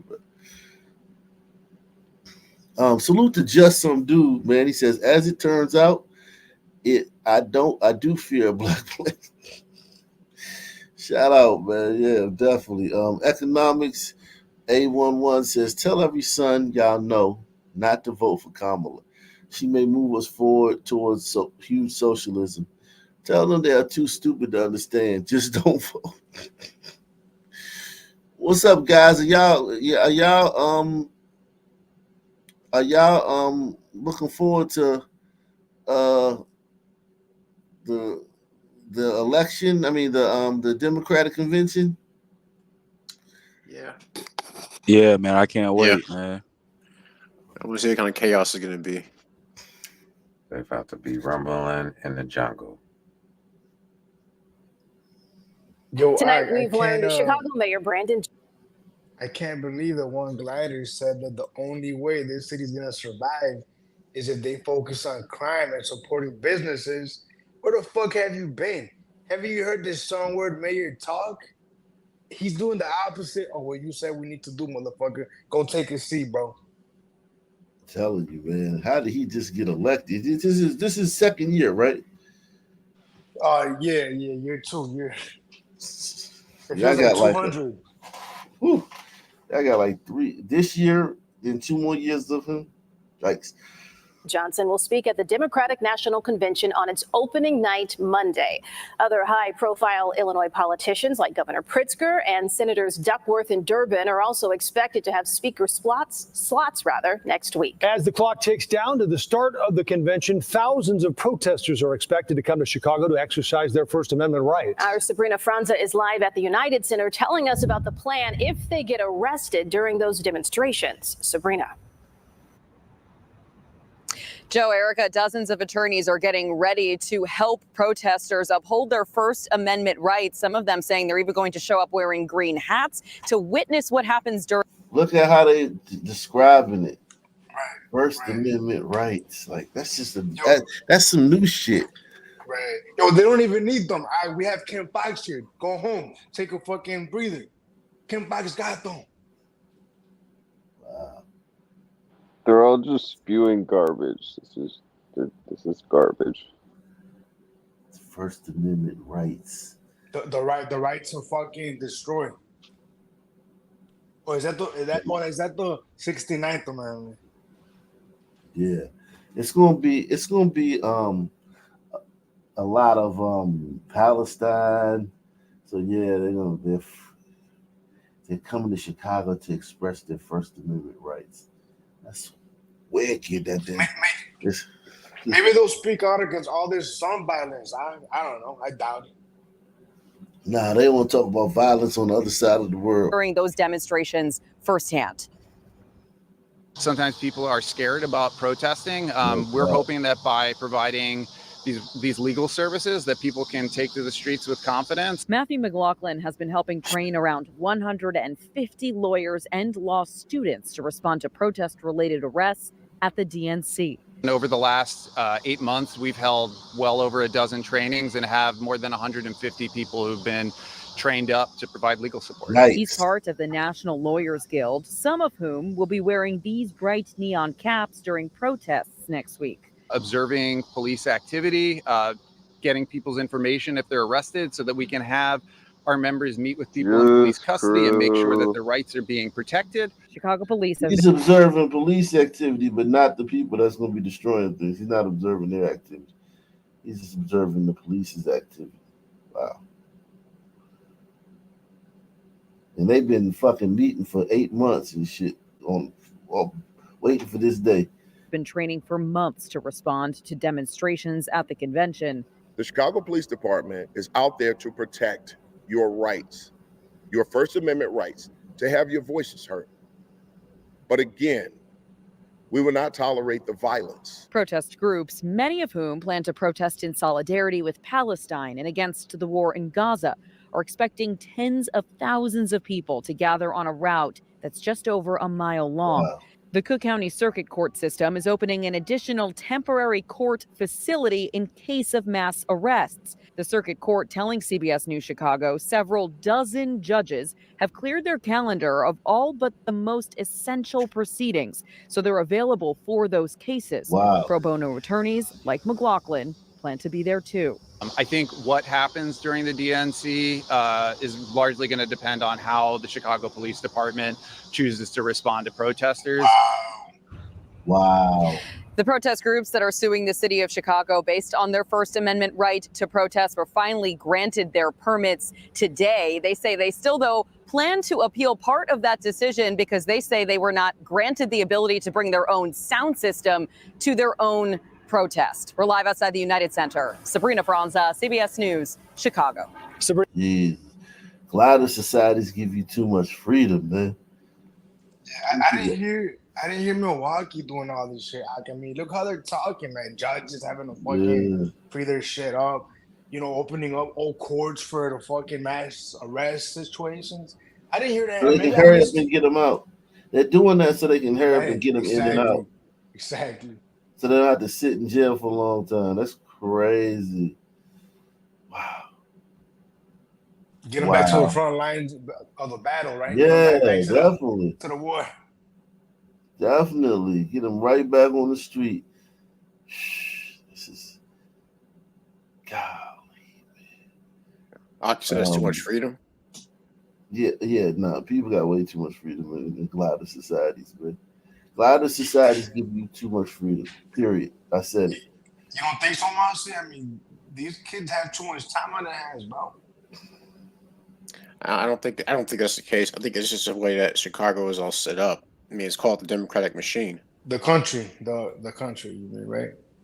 No, I mean, well, I'm saying the country as a whole. No, I think it just because but multiculturalism can't really exist in a country like this because you have so many different competing cultures that they're pulling everyone in all different directions. I mean, like I said, I think the DNC and how fractured it is evidence of that.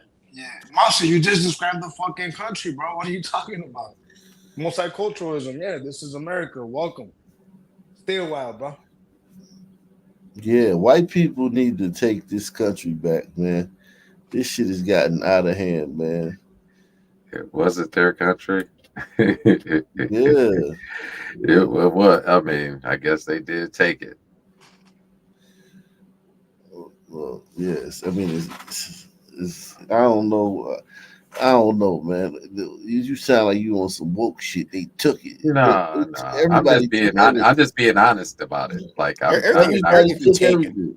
I know everything has been taken. I'm not knocking that. I'm just letting you know that. That's good. I know that. I'm just saying you got to take what you want. Yeah.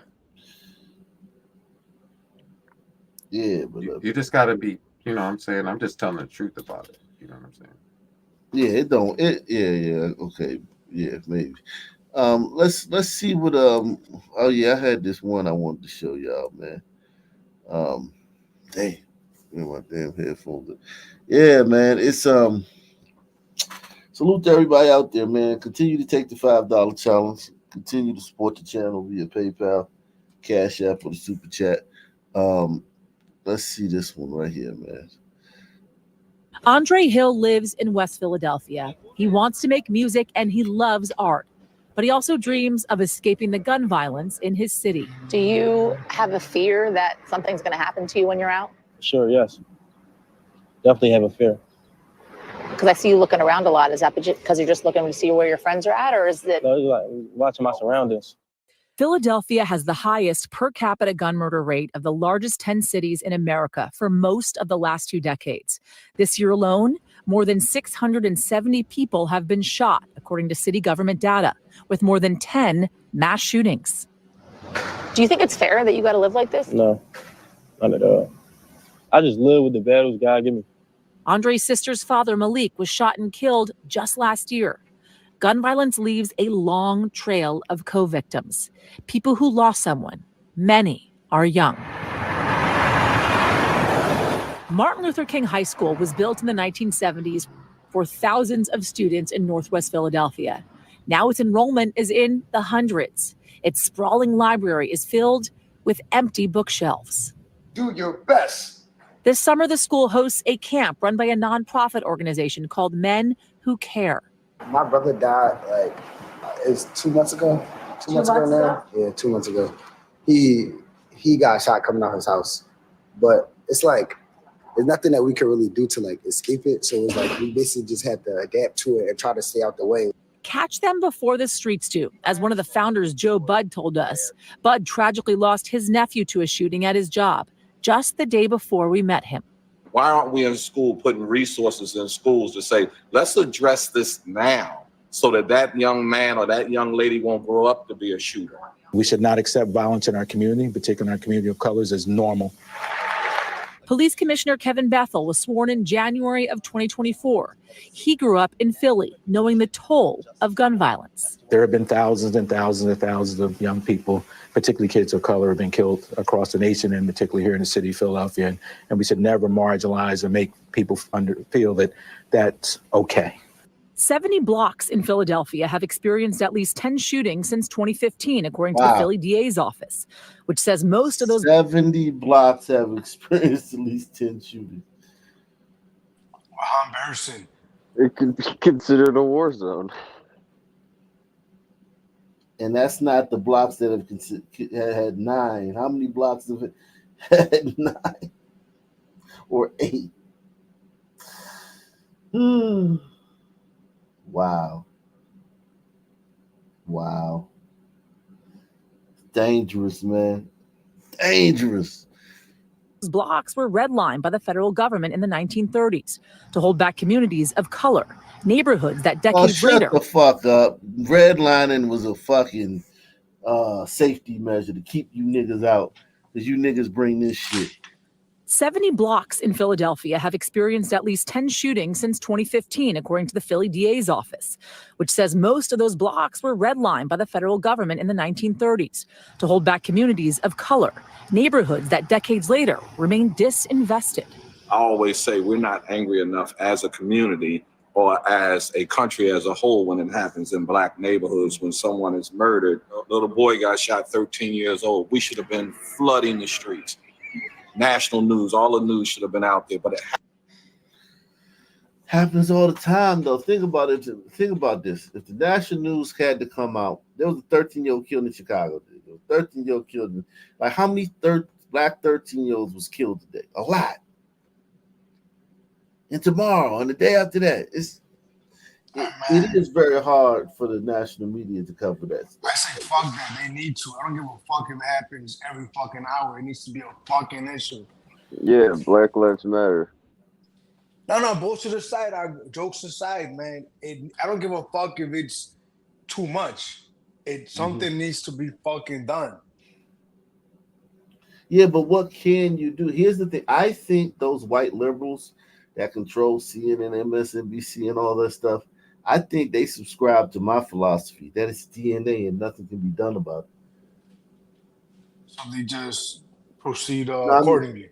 Their actions tell me that. Their mouth doesn't tell me that. But their actions tell me that they think that it's DNA. Because listen, they ignore it wholly. CNN ignores black crime wholly. They don't even broach the topic. Interesting. That's actually, that makes sense. Yeah. Well, it helps. Well, they work with the DNC.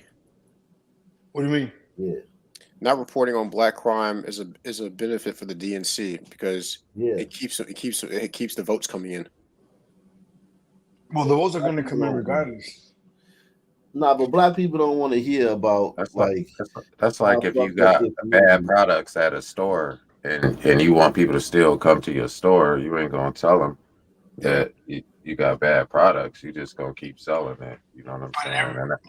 And that's what they doing. Everybody knows. Well, they still eating McDonald's still, right? Yeah, but do you know anyone that doesn't know that Chicago is a war zone? I mean, do you not know anybody who knows that McDonald's ain't good for them? Okay. They still eat it though. Right, but you can't hide the sun, dude. The sun is in the sky. You cannot hide that shit. What's that got to do with like what you put in your body or what you put in yourself? Like, you know what I'm saying? Like, the point is this: they could talk about it or not talk about it. Everybody knows. Yeah. That's what the point is. We all know. I know that everybody. We all know that, but like I'm saying, like still people gonna deal with. They good with it. You know what I'm saying? It's easy to deal with it when no one talks about it. It may be there, but if no one's actually putting it into words. Well, look. They were telling us that milk does the body good forever, and now what? Well, look at what the fucking DA office was saying, huh? The fucking DA office is talking about redlining in the fucking whenever. Think about that. That's how they fucking cope, dude. Yeah, so, I know that. But what I'm saying is, just like how AK say, it's like it's up to these motherfuckers to figure it out. But funny enough, redlining was done by the Democratic Party. But redlining was a smart thing to keep black people out of your neighborhood. Like that's a great. But when it's brought up, it's attributed to the Republicans. Yeah. Well, Republicans. But that wasn't Republicans even pushing that shit either, man. It was both parties on that. It's irrelevant. It's irrelevant who was pushing. Yeah, it's irrelevant. Yeah, it's irrelevant because at the end of the day, look, the question is this: as They far was as trying to redlining, get certain people out of certain areas. the question is this: as far as redlining, do you want 10 shootings on your block or not? That was the question. Right. Because if you That's have like these people, you want what is it, moles digging up your yard? You know what I'm saying? if you have these people, you're gonna have shootings. So that's what happens. Happens so often in our community. It's like, oh, another one. This year, Philadelphia is on track to have the largest drop in murders among cities over 1 million people, according to research firm Datalytics. The decline makes little difference for someone like LaShawna Williams, who lost her brother Khalif last year. How does that make you feel? Like when your boys go out to the store? When I go to the store, I'm on the porch. I got my phone, my location, answer your phone. They don't answer, I walk over to the store. I'm 18 years old. Like, when my friends die, I can't cry about it no more. If I lose somebody, I'll be feeling it every time. Like, it will never get normalized to me for real. That's why Andre, Zakai, Demir, and so many other boys and girls in West Philly come to this house turned community center. They paint, making masks to represent how they feel on the inside. On the outside, they clean up the neighborhood for $20 an hour. The center's founder, Movita Johnson Harrell, Miss Mo, as they call her, struck a deal with the Horticultural Society to pay them. Back inside, they talk about their trauma in a healing circle. I could be going through something where though I don't feel loved. He could be going through something where he's not eating. But today, we all going to sit in a circle and talk about it and make ourselves feel more better. Miss Mo knows their pain. She has lost family members across 3 generations, all to gun violence. People get to choose their issues. I didn't get a choice. Obviously, this issue was chosen for me. Movita has dealt with her own battles. She's overcome addiction and life on the streets. She's also pled guilty to theft and perjury in 2020 pertaining to one of her nonprofit organizations. She resigned as a Pennsylvania state representative and served jail time. But for the kids coming into her center, Miss Mo is still a role model. Every sister who got a position, it's almost like 100% of them are corrupt. Man, these niggas need dads. That's what it is, man. They got feelings over everything. This is wild out. I ain't never been in. I mean, I was growing up with my father, but I don't know, man. This is weird. Shit, I think this is good for these son men to talk about their feelings, man, like how they feel, man, amongst each other. I think if they could talk about it amongst other sons, because listen, man. Yeah, I understand that, but I think not in front of the man.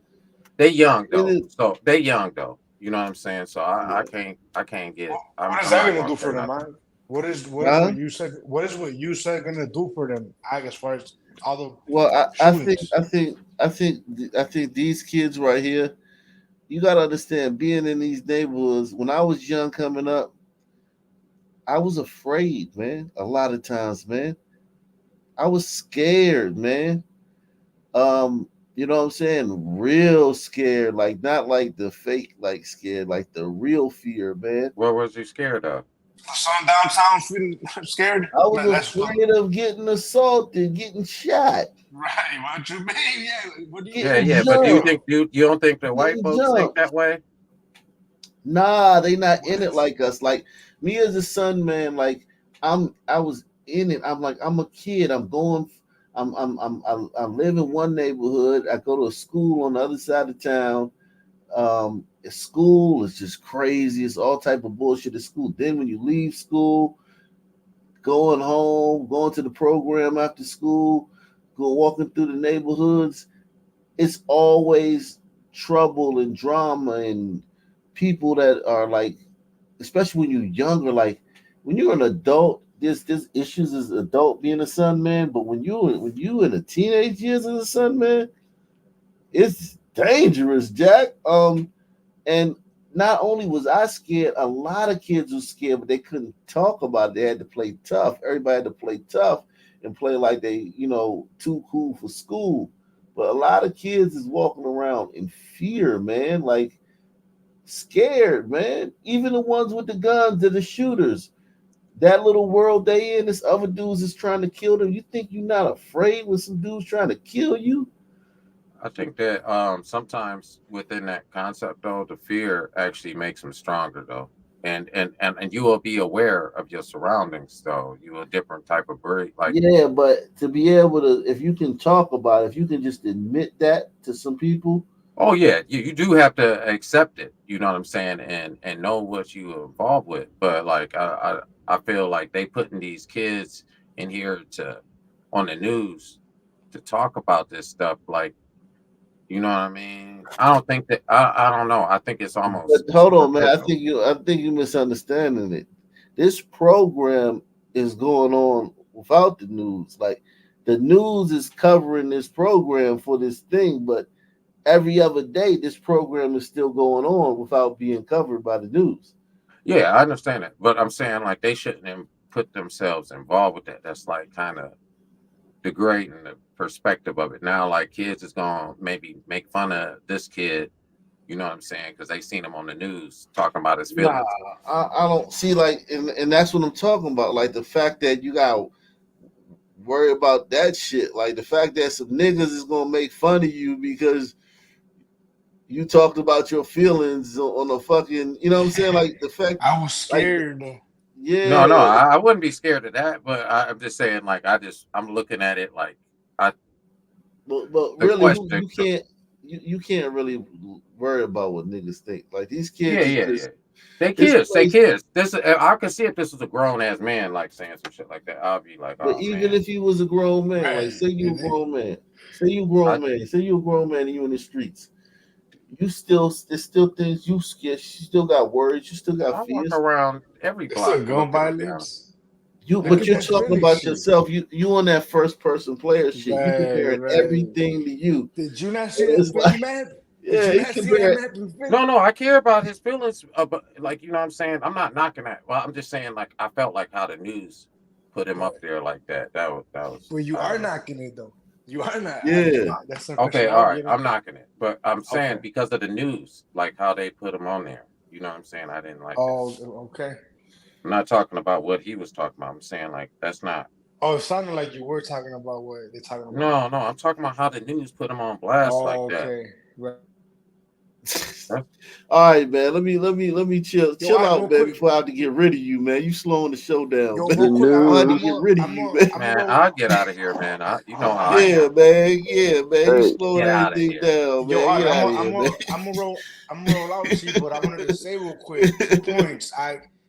First of all, let me get Yeah, out the go ahead. way. On Breeders do it too. Let me just throw it out there. On Breeders Yeah, do it too. facts, man. And number two, to the point you made a second ago about just living in fear. I'm gonna send you this video right now on Twitter. You can't play it on here, but you Oh, you gotta talking see about this the shit. shit that she dude that got shot 100 times? Yeah, In the gas station?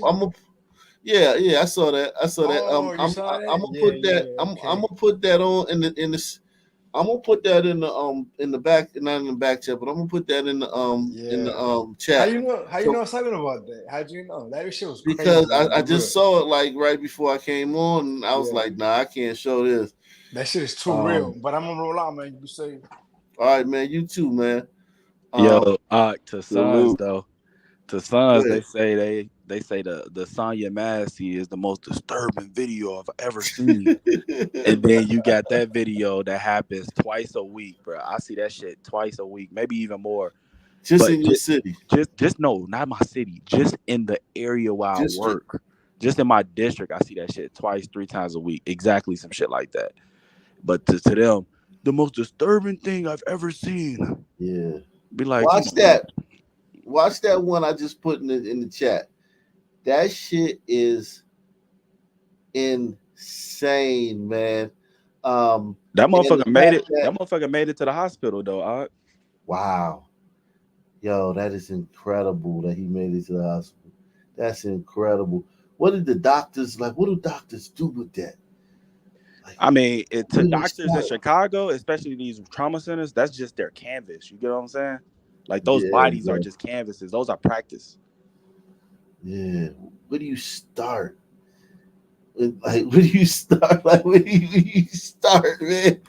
Like, in order to stop the bleeding, you have to like wrap that nigga up like a mummy, man. Like, shit.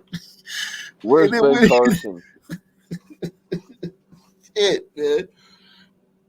Man, but yeah, let me go ahead and play. He could be going through somewhere he not eating, but today we all gonna sit in a circle and talk about it and make ourselves feel more better. Miss Mo knows their pain.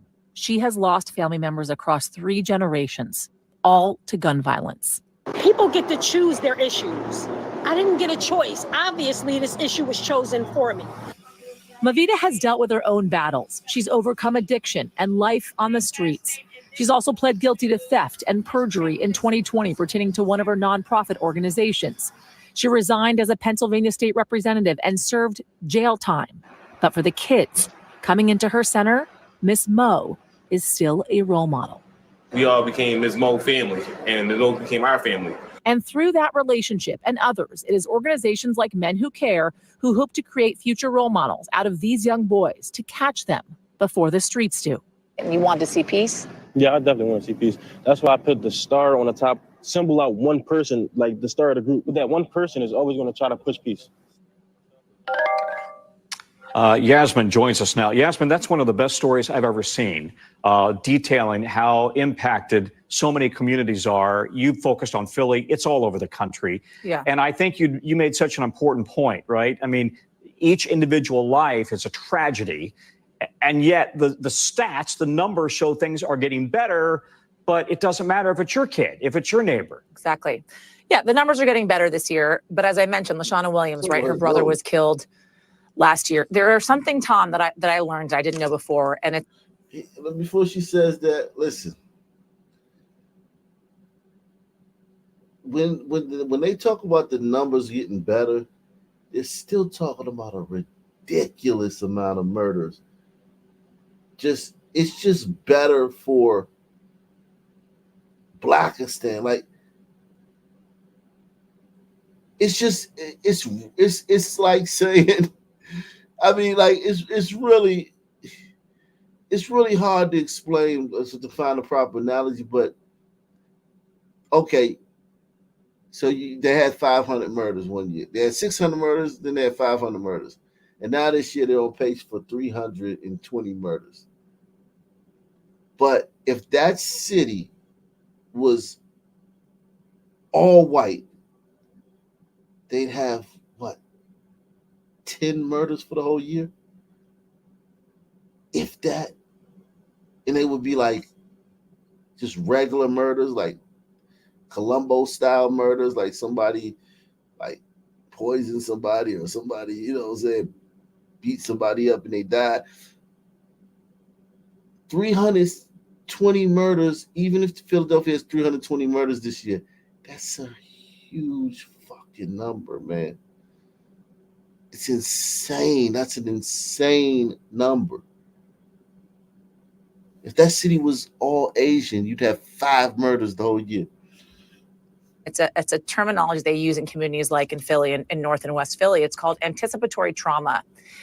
And it is what parents in these neighborhoods experience every day. It is waiting for when they get that phone call that their child has died due to gun violence, has been shot.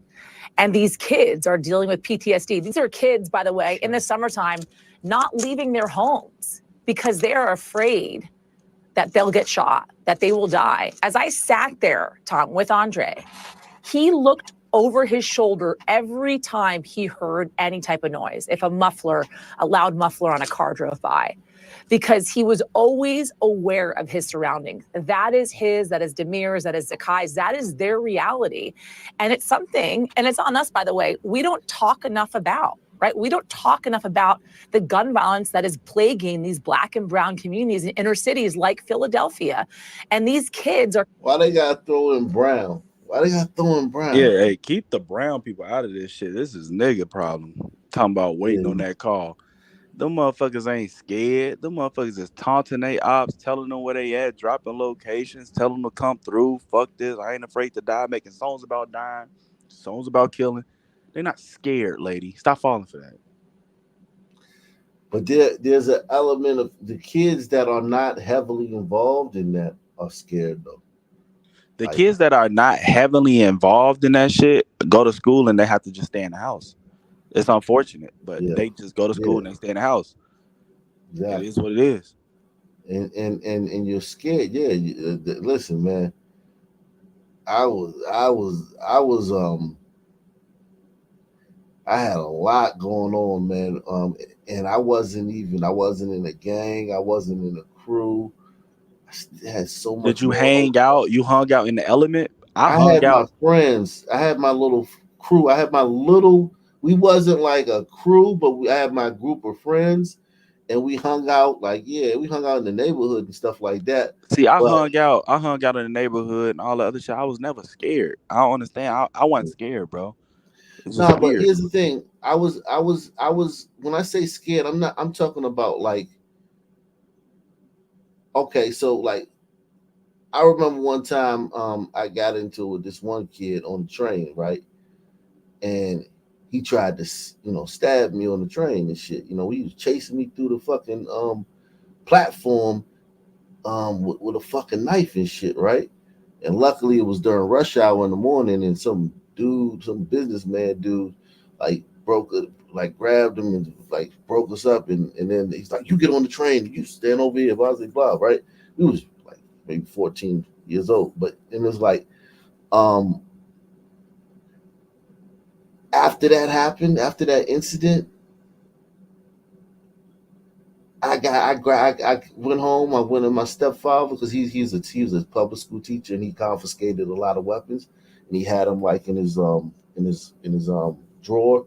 He had like a whole cache of knives that he had confiscated from students. I went in there and I got a knife, and I carried it with me every day after that. And every day I got on the train, I was looking for dude, and I was scared. I was like, "Where he at? Like, is he over?" I was thinking, "Wait, I think." Because he hopped out on me out of nowhere the first time.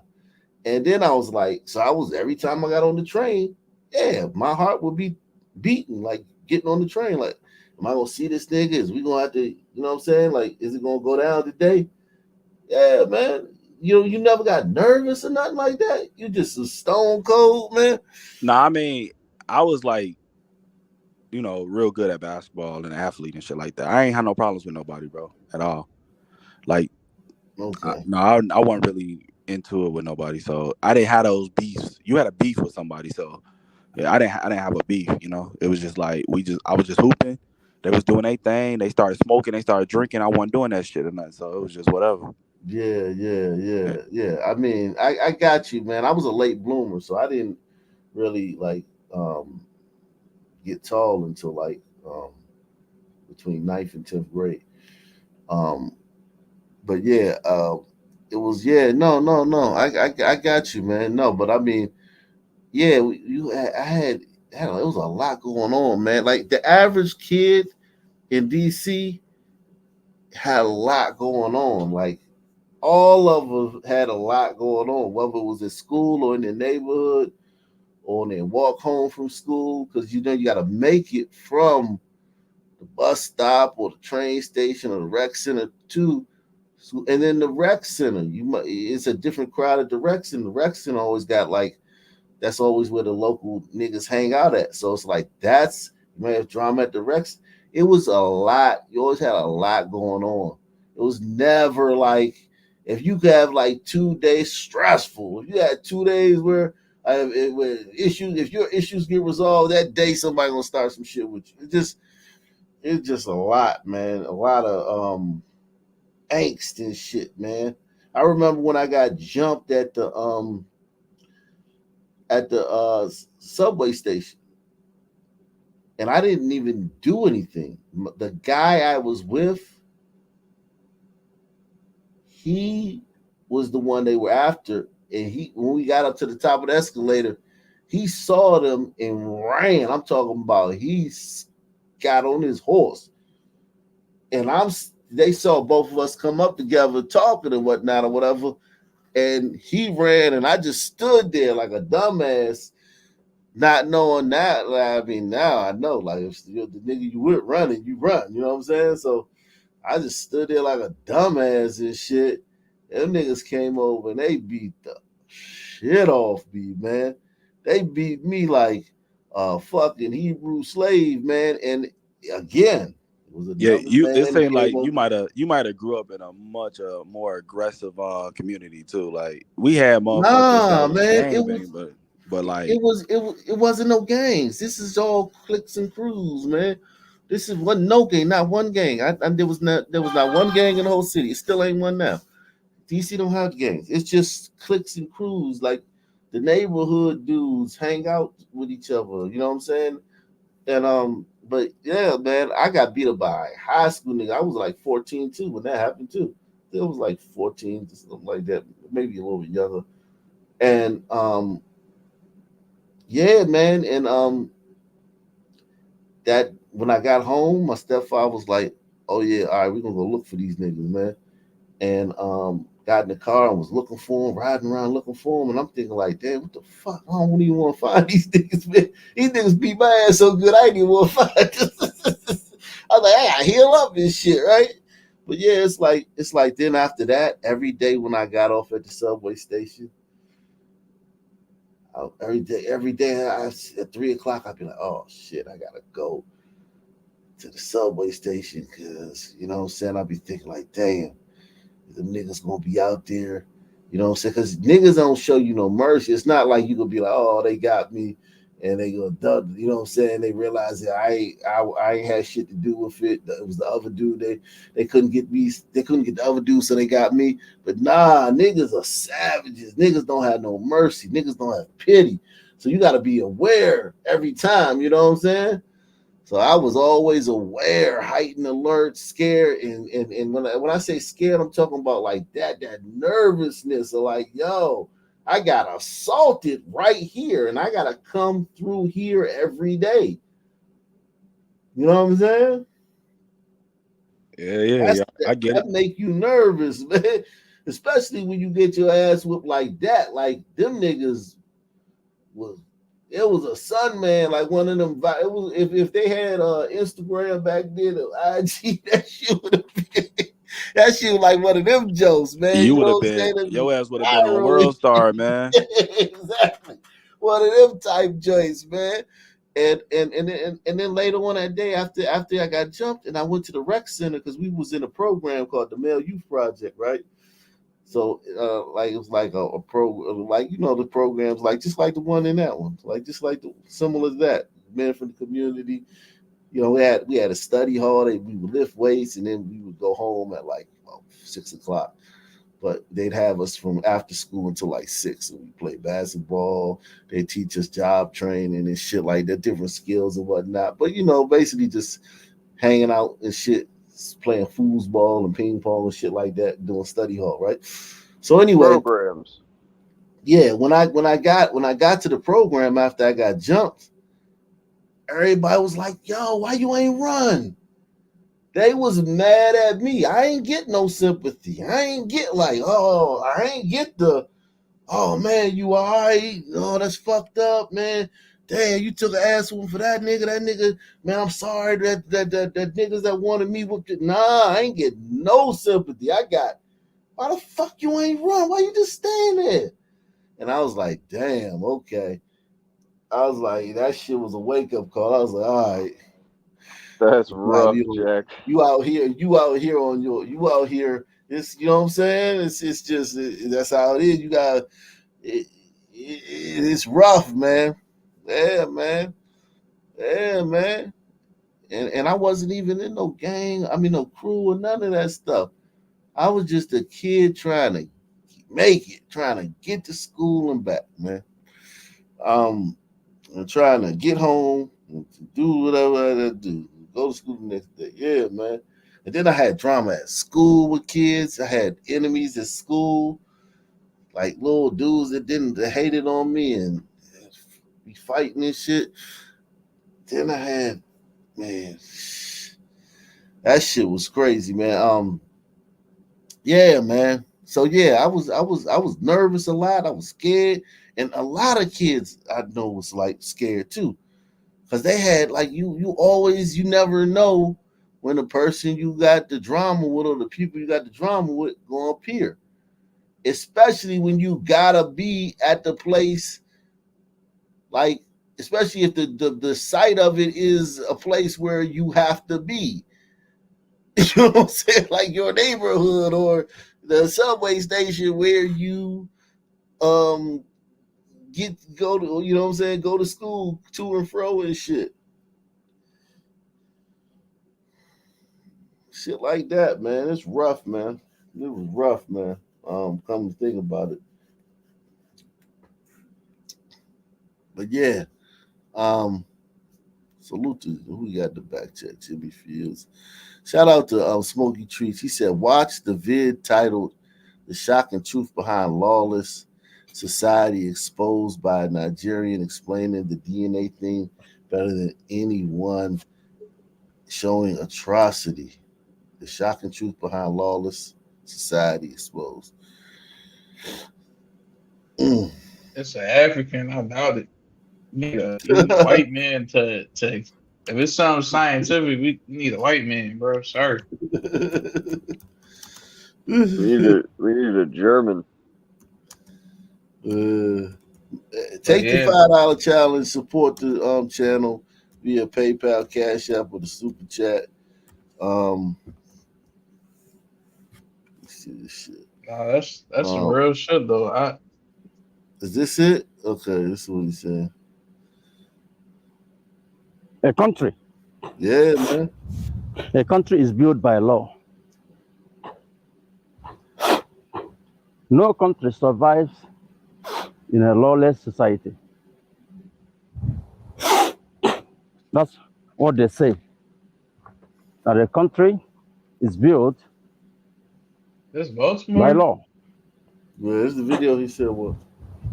So when you say a working country, you have to know that there's law and people respect the law. Any country that doesn't respect their laws will never function. That is the way it is. That's just the way it is. So I'm telling you that the reason why your country is not working is because there's no law. And some people made it to be so because they cannot function in a lawful society. So they make the country lawless so that they can function. And we all know who it is. You see? We know them. You niggas, boy. And when you are an elite, it doesn't matter where you come from, you will join the cult of lawlessness. And the only people that are punished, out of wickedness or favoritism or just sheer punishment for not being part of them are the scapegoats. They make some people some scapegoats, and they punish people who are fighting against them. Like those who want to be free, freedom fighters. Like in Nigeria, Mazen Nnamdi Kanu is a freedom fighter. They made him scapegoat so that others will never, to scare others away, not never, because they can never stop it. You see? Others will learn and, be afraid. And like Emefiele, they use him. Emefiele was part of the fold, but they make him a scapegoat. You see? Maybe he don't want to play the ball, or he had. Yo, I don't know if I can watch any more of that, man. That shit is. What the fuck is this nigga talking about? Yeah, that motherfucker ain't say nothing. Yeah, he tripping. Let's see. Yeah, we got shots fired outside of St. Paul Green somewhere. What's the address? 1045, 245 Hudson. Here's how a relatively new gang was connected to a targeted drive-by shooting that shattered the calm of what was supposed to be a normal night out in St. Paul. MN Crime exclusively obtained and reviewed hundreds of court exhibits, documents and videos that provide never-before-seen insight into the operations of violent gangs in the Twin Cities in the 2020s. Andrew Vernard Glover. Location, St. Paul. Date, February 23rd, 2021. It starts on the evening of February 23rd, when St. Paul police responded to call of multiple people shot. Upon arrival, officers found a young man critically wounded in the entryway of a bar. I got a gunshot kit. I got a gunshot kit. Hold on. Where's he shot at? Despite being rushed to Regents Hospital, Raymond Renteria Hobbs died of his injuries, with the medical examiner later finding multiple gunshot wounds, 10 in total. He was just 20 years old. At the scene, police found a second victim who had been shot in the back. The 26-year-old woman caught in the crossfire was quickly taken to a nearby hospital and survived her injuries, which included a bullet piercing her liver. Police secured the crime scene and began canvassing the area for evidence. Across the street from the bar, they found 9mm casings and bullet damage on parked vehicles, blood and a loaded firearm on the sidewalk outside the bar. Notably, the firearms magazine didn't have cartridges matching those found on the street. Security camera footage from the bar gives a detailed, chaotic account of the events leading up to and following the gunfire. Court documents identify Renteria Hobbs as a known member of the Ham Crazy Gang before his killing, the street gang known for violent confrontations with other rival gangs in the Twin Cities, including the St. Paul-based Hit Squad. He's operated mostly on the east side since at least 2014 and exploded in popularity after 2020. Wow. That's a lot of shit going on over in fucking a lot of shit going on in fucking St. Paul, man. Shit. Man, they renamed that block Floyd World. Floyd World? Oh shit. Oh, that's a curse. Yeah. Floyd World. Yikes. I mean, they got Chicago element down there. Chicago's named their city, their little Hoods World, something world. Yeah, they started doing that shit in Philly too. Look at this shit. Look at these fucking gangs.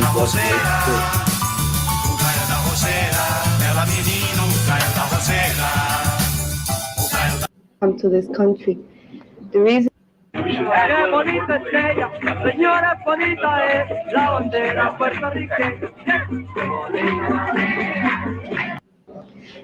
I was born in the United States, but my family came from Puerto Rico in the 1940s. Just like many other families were forced to come to this country. The reason is that Puerto Rico is a colony of the United States. It's directly controlled economically, politically, in every way by the United States. So the economic situation in Puerto Rico in the 40s was very, very bad. Unemployment was very, very high. So poor people were forced to come to this country, people from the countryside. Poor people was forced to come to this country. Compared to the mainland. Couldn't find and work, who didn't have a way of getting an education within the country, came to this country. And coming to this country, Puerto Ricans continued to be poor because they didn't have the skills, because there was a lot of discrimination, and they continued to hold the worst jobs, continued to still be oppressed within this country. And see, I don't want to hear that shit, man. Your country shit, and then you come to America, and then now you're talking about you're oppressed because you're poor here. When the John Lord, the Black Panthers, they got together, and they took over Lincoln Hospital, because we found out that in the South Bronx, they needed, a place, where. And I can't understand shit that these people. Hey, at the DNC, they honoring the Black Panthers, man. Yo, salute. Man, that's crazy, man. Yeah, we got a lot of Ricans in Philly. Yeah, definitely. Yeah, we don't have none in DC. We don't have no regions. Black Americans are frequently stopped, frisked, and locked up by the police, not necessarily for crimes they've committed, but for a crime some white cop, and yes, sometimes some black cop, thinks they might have committed. It happens a lot nationwide. So often that in the white community it goes almost unnoticed. Well, tonight we're going to ask you to notice. To notice what happened to just one of your fellow Americans who was stopped, frisked, arrested, and charged with a crime. His name is Breon Bain. And who is Breon Bain? A graduate student at Harvard Law School. I've gone to Harvard for 2 years now, but I've been black all my life. This is such a gaslight to act like that's who's being stopped and frisked. You know what I'm saying? That motherfucker probably ain't. He about to make up a fucking situation when he got frisked. I ain't gonna lie. If I saw this nigga on campus, I would stop and frisk him if I was a cop. Imagine this nigga like, oh my, what are you doing? I'm on my way to biology 404. He be like, nigga, shut the fuck up. Get the fuck on the wall, nigga. Pat your ass down. Name is Breon Bain. And who is Breon Bain? A graduate student at Harvard Law School. I've gone to Harvard for 2 years now, but I've been black all my life. Bain's parents were immigrants from Trinidad. His father, Raleigh Bain, had been a photographer in the U.S. Army, and so they moved around a lot. And now his dad is a teacher in upstate New York. Breon's mother, Veronica, is a nurse. And to make sure her 3 sons, her husband, and a nephew could go to college, she held 3 jobs, and she still does. My mom would always say, you have to work 3 times as hard. You know, once because you're black, twice because I'm Trinidad, you're West Indian, and 3 times because after I sacrifice so much, you better not let me down. Man. You know, so she always lied to that instilled in nigga us the whole this time. idea It was that the 3 times. I only heard twice as hard. I only heard that you have to work twice as hard. That's an extra level of shit. we could achieve whatever we wanted to achieve, and the sky if you was was the 4 limit. times as As good, a maybe you teenager wouldn't in be upstate. If you would just step it up and become 4 times as good, maybe the cops would leave him alone. Nah, as long as you got that black skin, the cops ain't gonna let you. So she always, instilled in us this idea that, we could achieve whatever we wanted to achieve, and the sky was the limit.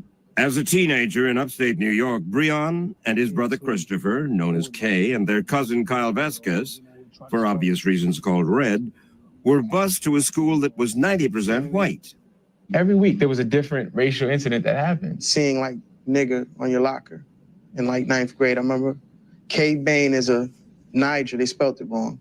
Niger. Yeah. But Breon Bain shielded himself from the racism they encountered. He was going to be Mr. Academics. He was going to use this environment, which was very unfriendly for us, and get into his studies and be in the honor society. And So this is 2001. So he's in Harvard now. So these niggas was in high school in the early 90s. What high school in the early 90s was this going on? Hey, where the fuck was this? Where the fuck was This they is at? bullshit. In upstate New York? Where the fuck?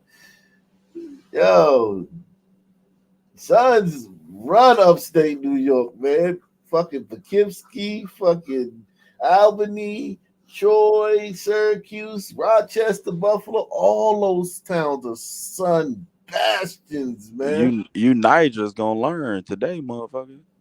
Shit. 7th grade. Him running up and down the halls with posters. Breon Bain for president. Breon Bain. 7th grade, yeah. 7th grade. So, and that's how he chose to deal with it. And he kept on campaigning while he went to Columbia University in New York, where he was voted class president each of his 4 years there. So he's president in high school, he's president in Columbia, and all he's talking about is racism. Ain't that crazy how they do that? The success and the greatness of America is like on the backdrop. Yeah, accepted. Yeah, like he's president in the school that everybody was racist at. He's president in Columbia University, but this story's about how terrible America is towards him. And what's happened in the last 20 years? It's like it's better that they would have left that out. The fact that they included that in the story is crazy. Like if I was telling this story about how bad America was to this guy, I would have left all that shit. I wouldn't have told you he was president all 4 years at Columbia University. I'd have left that shit out. Yo, this nigga was imagine you go to an Ivy League school and this nigga's the president. I'm like, damn.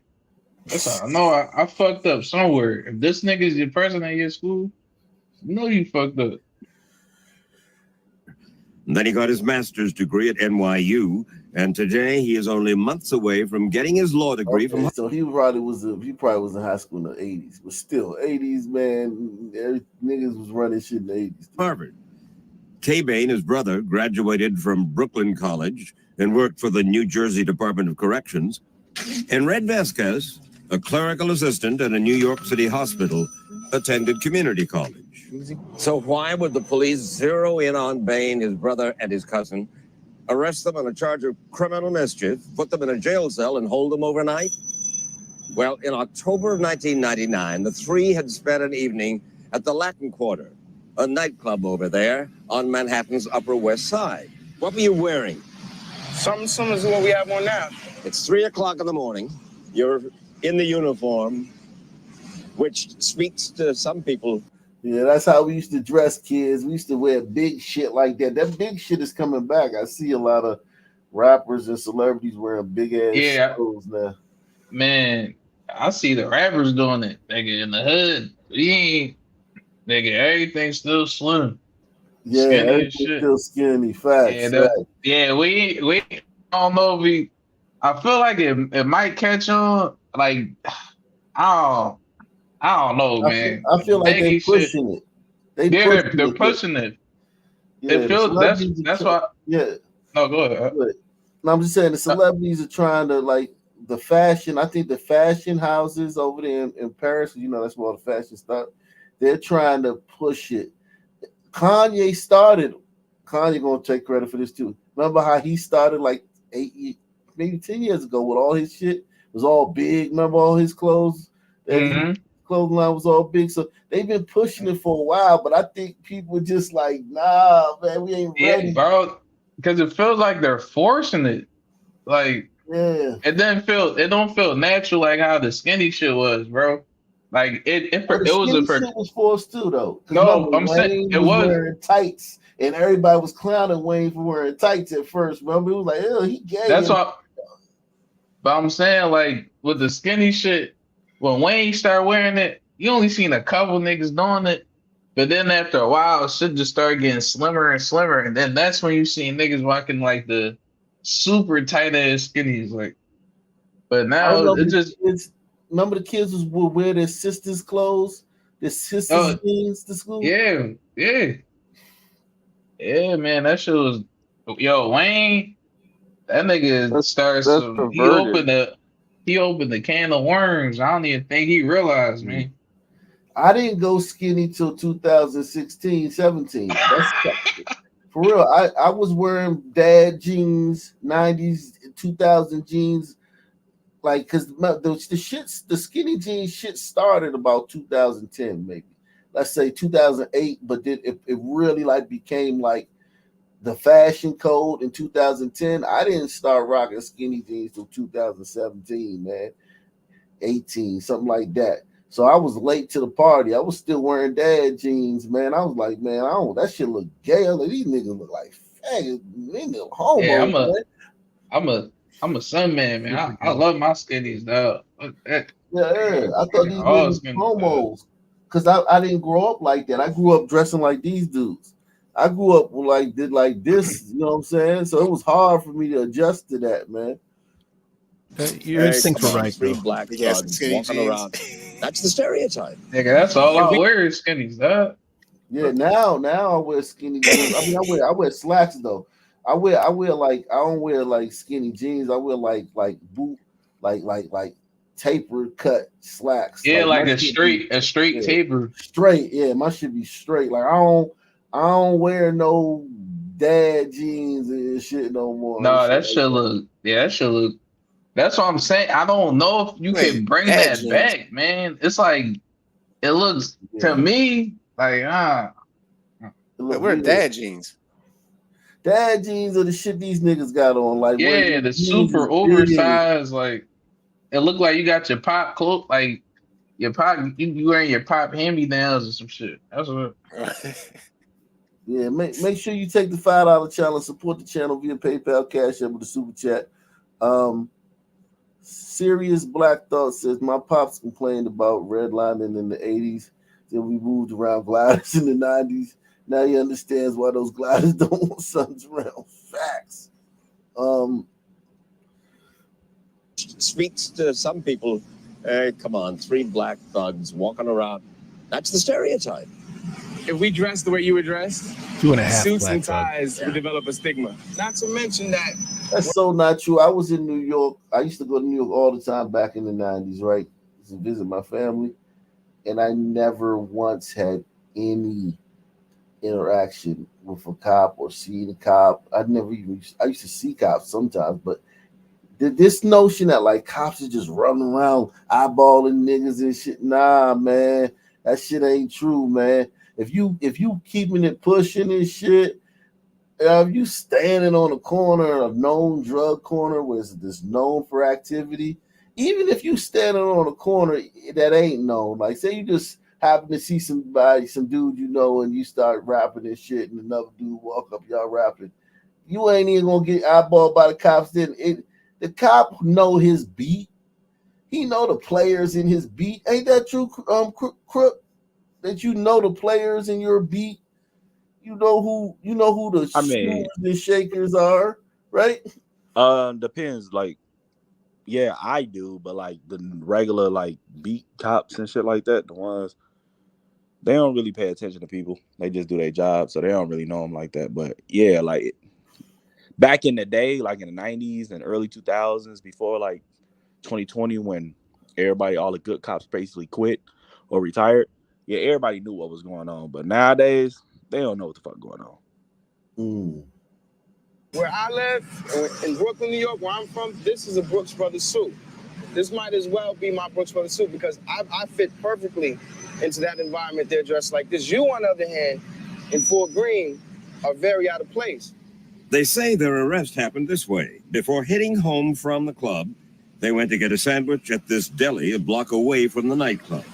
Have a fair amount to drink? We don't drink. We don't drink. None of us. We don't drink at all. Really? Yeah. At the deli, they saw a couple of men shouting and throwing bottles up at a second-floor window. Then they say those men jumped in a car and drove away. And wanting to avoid any hassle, Bain, his brother, and his cousin left, they said, and walked back up toward the club and their subway train home. Along the way, they ran into the Latin Quarter's bouncers who told the police that the 3 of them had been the troublemakers. So that's what happened. Just mistaken identity. What was that? You think they did that, or you think they capping? What you mean? Well, the whole point of the story is how believe these you, guys are being sort of unjustly accused by the police when someone fingered them. Cops got to check it out. Hey, no, I'm saying the story that they talking about. You think you think they actually did all the shit that the people accuse them of? I believe him, but I believe him. Like Yeah. whether either way, like say they did it or they didn't do it. The cops are only responding to what they were told. We were told at the beginning that cops was just like, "Hey, black dudes, get up!" You know what I'm saying? Like for no reason, just because you're black. Even a Harvard student isn't safe from the unjust stop and frisk. Yeah, the way they framed it at the beginning is nothing like what happened. Like this is perfectly reasonable for these cops to be summoned and told, "Hey, those guys just did some shit." And the cops be like, okay, hey, you guys that we were told did some shit, come with us. Yo, why the fuck? Why we need a whole special report for this shit? Like you got stopped and frisked, bro. Same reason where a motherfucking Sunman get fucking butted in line at fucking the airport. or kicked off the plane. They get ABC Good Morning America specials and shit. What was the other one with Terrell Owens at the fucking mailbox? Like I all that mean, shit. It just happens, bro. But think about it, bro. If that happened to you, right?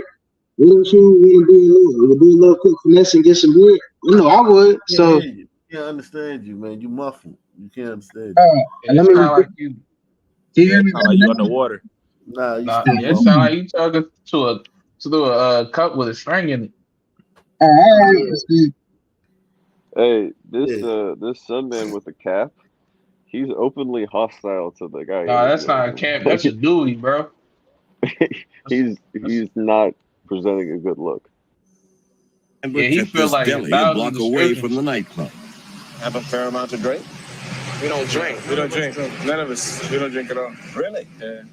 At the deli, they saw a couple of men shouting and throwing bottles up at a second-floor window. Then they say those men jumped in a car and drove away. And wanting to avoid any hassle, Bain, his brother, and his cousin left, they said, and walked back up toward the club and their subway train home. Along the way, they ran into the Latin Quarter's bouncers who told the police that the three of them had been the troublemakers. Man, Give these them a break. motherfuckers, like, What might have led them to believe that you were the guy? No breaks. No breaks. nah, bro, them motherfuckers in a costume, bro. They don't dress like that, bro. A Harvard grad student, He keeping it real. Nah, He fuck keeping out of it. here, bro. These motherfuckers remind me of the motherfucker in that bank in Florida when he was a fucking a reporter, but he was dressed with the afro and shit. Oh man, That was yeah. Phoenix. That was Phoenix. The Wall Street Journal report. Yeah, when he put on that costume, Yeah, he being super black. Yeah, they did this shit to get stopped, bro. They smart enough to like do some shit like this too. That sound like Malibu's Most Wanted. Exactly, bro. They do sound like they look like some Malibu's Most Wanted shit with my boy Tay Diggs and shit. I just think they want to look like Sunday, man. They want to look like Carlton Banks and That's shit. just urban wear. Yeah, urban wear. No, bro. They probably grew up in this environment, so it's probably what they naturally. Only one of them go to Harvard. And listen, man, everybody, all sons, man, dress the same, man. Like, you go to Georgetown, you go down by Georgetown, and the kids that go to Georgetown, the black ones, they dress like this. They dress. You can't tell the difference between them, except they cleaner and they don't have that wily. You don't have that wily, like fucking rabbit, fucking feral dog look in their eyes.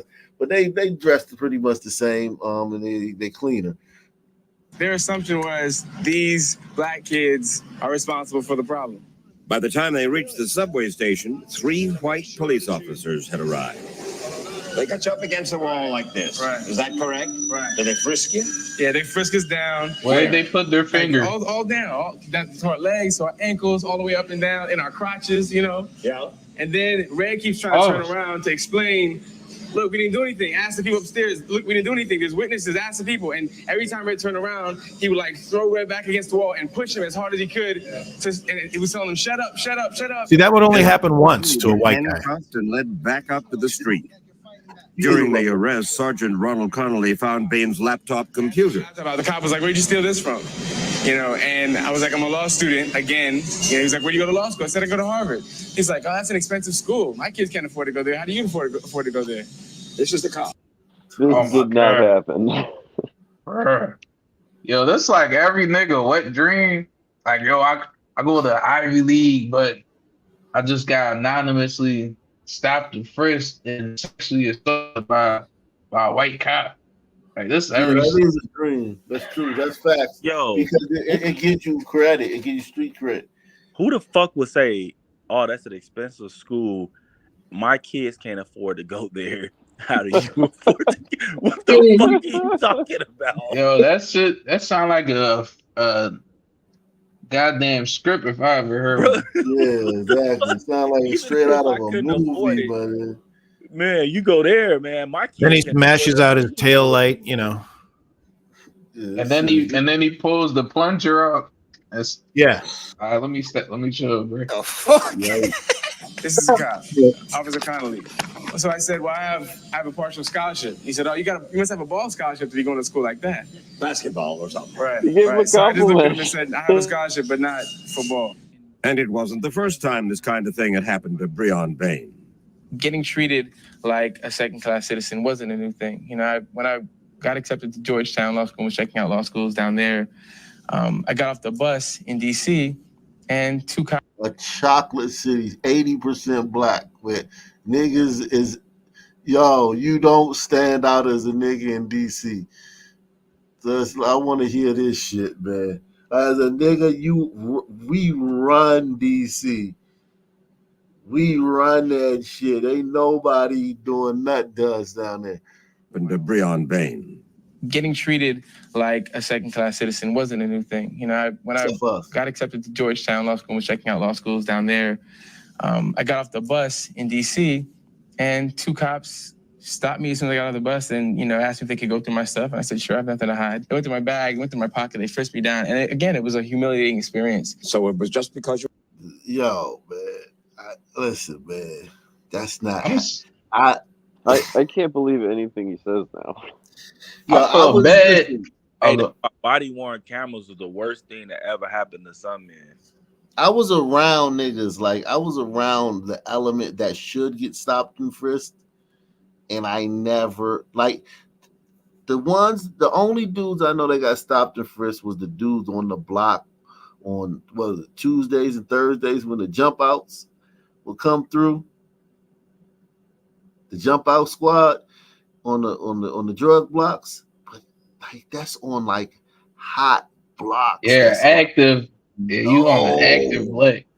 Yeah, that's not just getting off the bus. No way. I've never heard of this. Never in my fucking life. No one ever told me that. No one was like, man, today, man.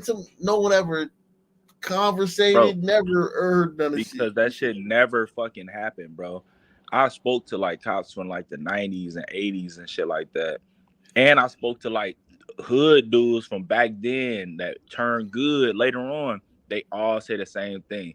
They say, them motherfuckers used to come out, hop out on us, but every time they knew that we was on bullshit.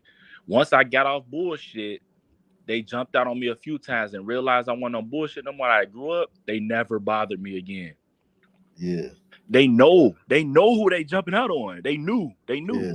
Like, bro, they not just randomly jumping out on you, talking about search your shit unless you match a description of some shit. You know what I'm saying? And the fact that happened to him twice in that short period of time, I just don't believe it. The odds of that happening to you in two different cities, like the odds of that shit happening to him is so fucking low, bro. I've never got jumped out on ever. Yeah. So like, I don't know. Yeah, it is crazy, man.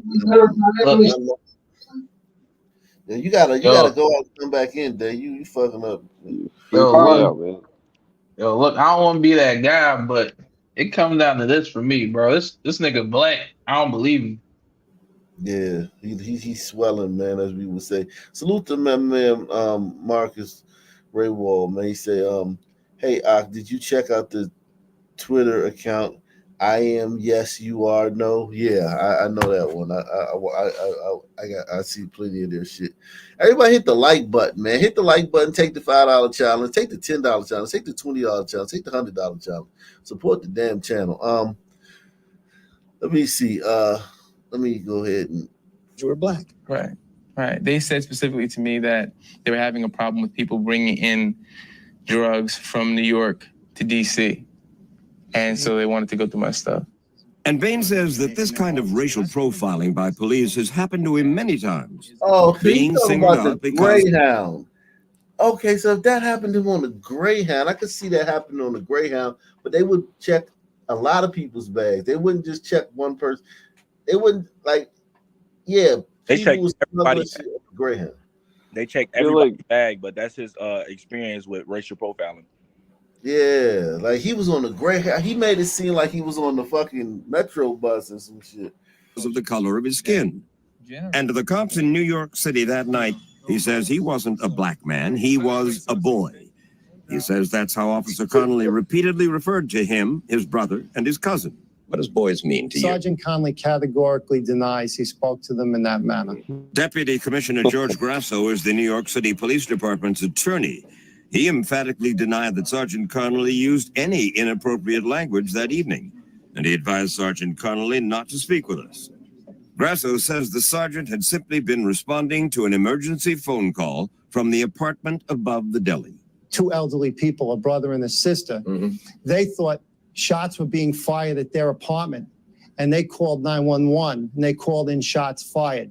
Grasso says that Sergeant Connolly then spoke with the Latin Quarters bouncers, who patrolled the neighborhood, he says, at the request of the NYPD. The security officer said that he personally saw each of these individuals throwing bottles at that building. But when we spoke with the bouncers off camera, they told us they did not see who actually threw the bottles. But they said they were sure the police got the right guys. Grasso says Sergeant Connolly was just doing his job. And when we asked him whether or not this was a case of racial profiling, to allege or imply that our officers and our department routinely violate the constitutional rights of people of color in this city is untrue, scurrilous, and wrong. that's what the NYPD and New York Mayor Rudy Giuliani said in response to the U.S. Commission on Civil Rights and the U.S. Justice Department last year, after both groups had charged the New York City Police Department with racial profiling. Blacks and Latinos are overwhelmingly the victims of racial profiling, yes. And Terrence Wansley is in a position to know. He's an NYPD detective and co-founder of an organization called 100 Blacks in Law Enforcement, a group that's been openly critical of NYPD racial profiling. And apparently the United States government is saying to New York's police department, get your act together, correct? That's correct.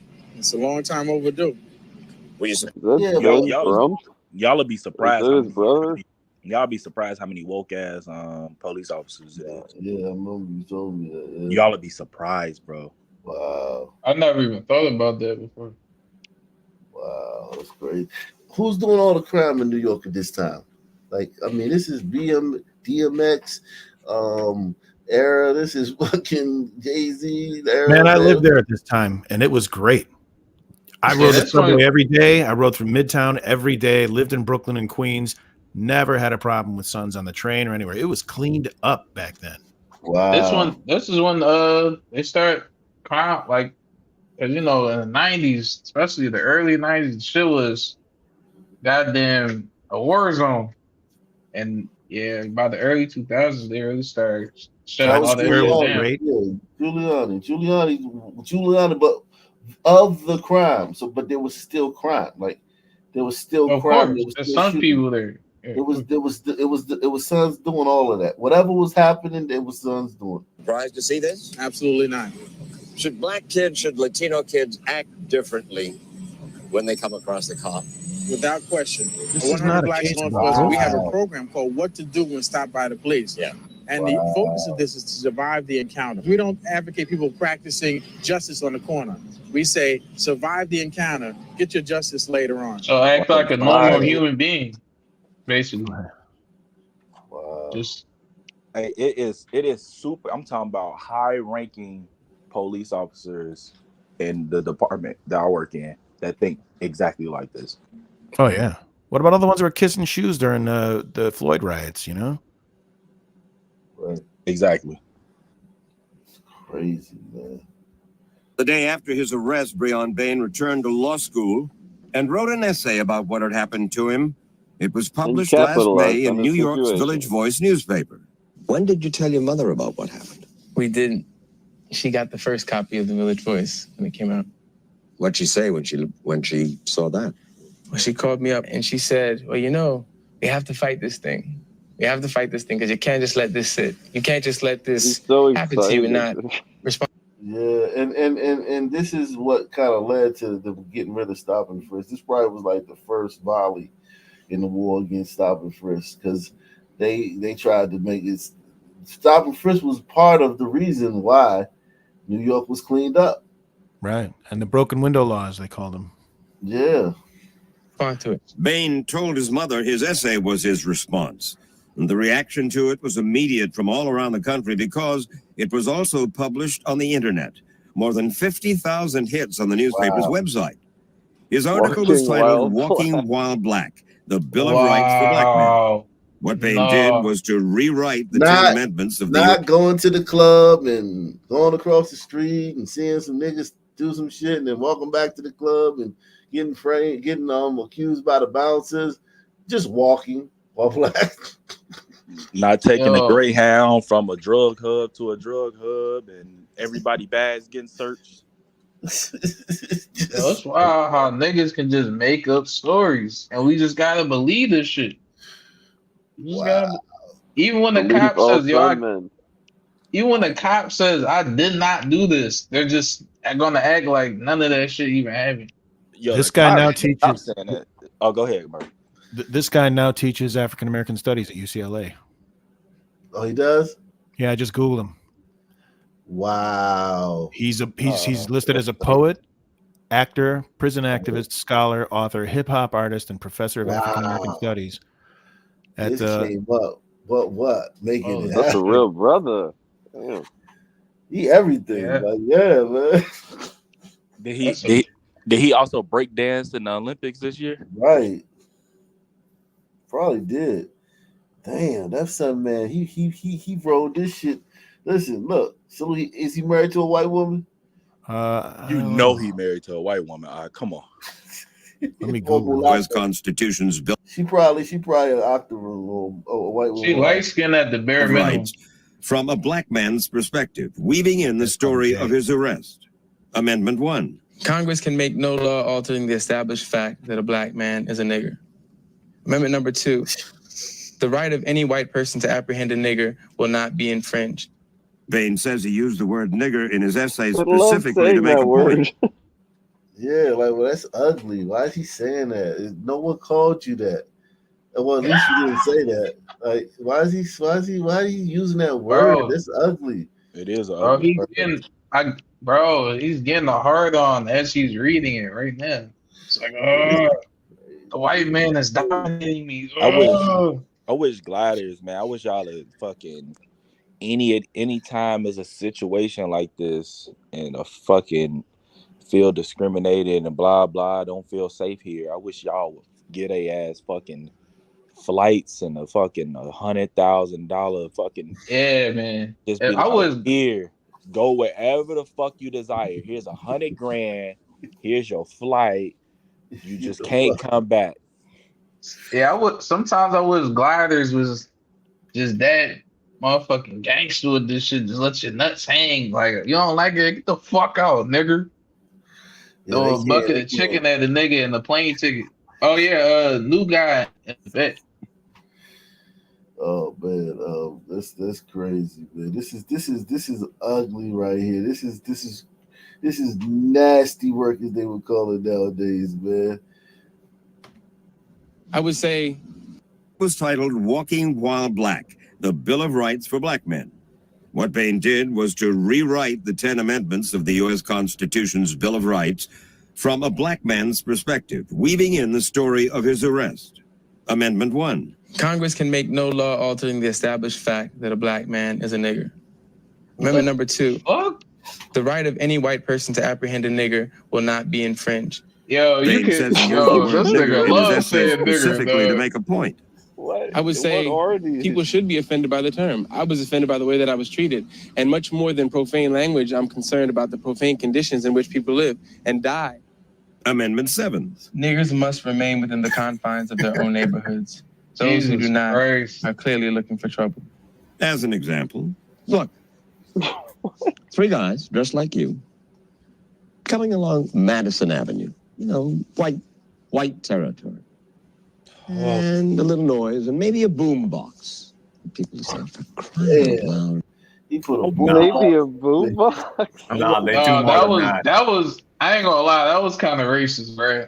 Nigga threw a random boom box in the equation. Like, yeah, he definitely threw that boom box. Like in 1984 or some shit.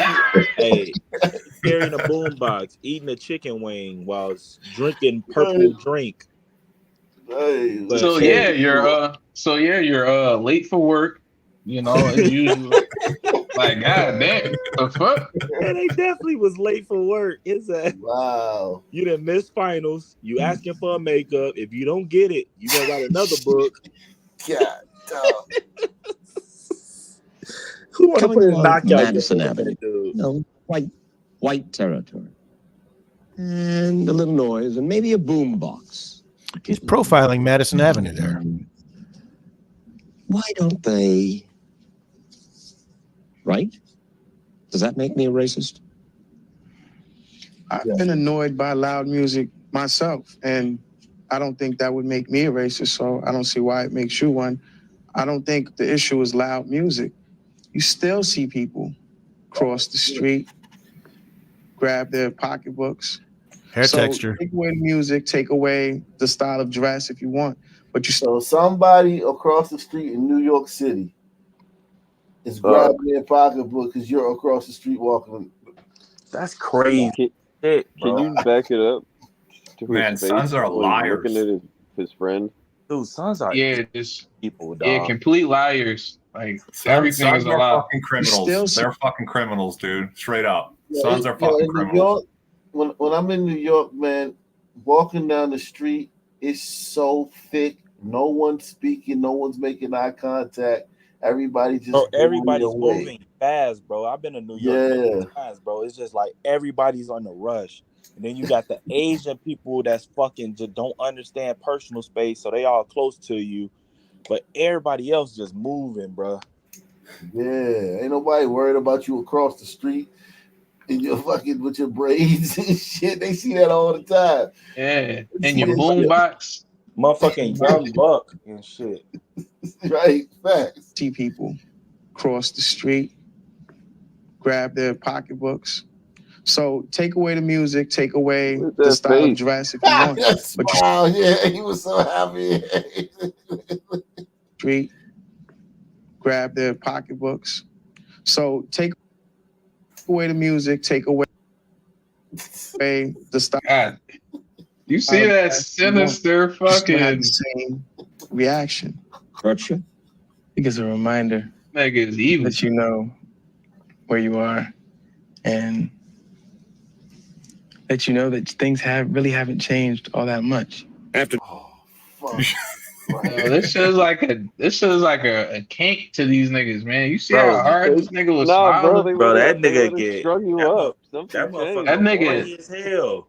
That nigga nipples could cut through his shirt right now, man. God damn. Yeah, bro. That nigga motherfucker, smile hard as needs shit.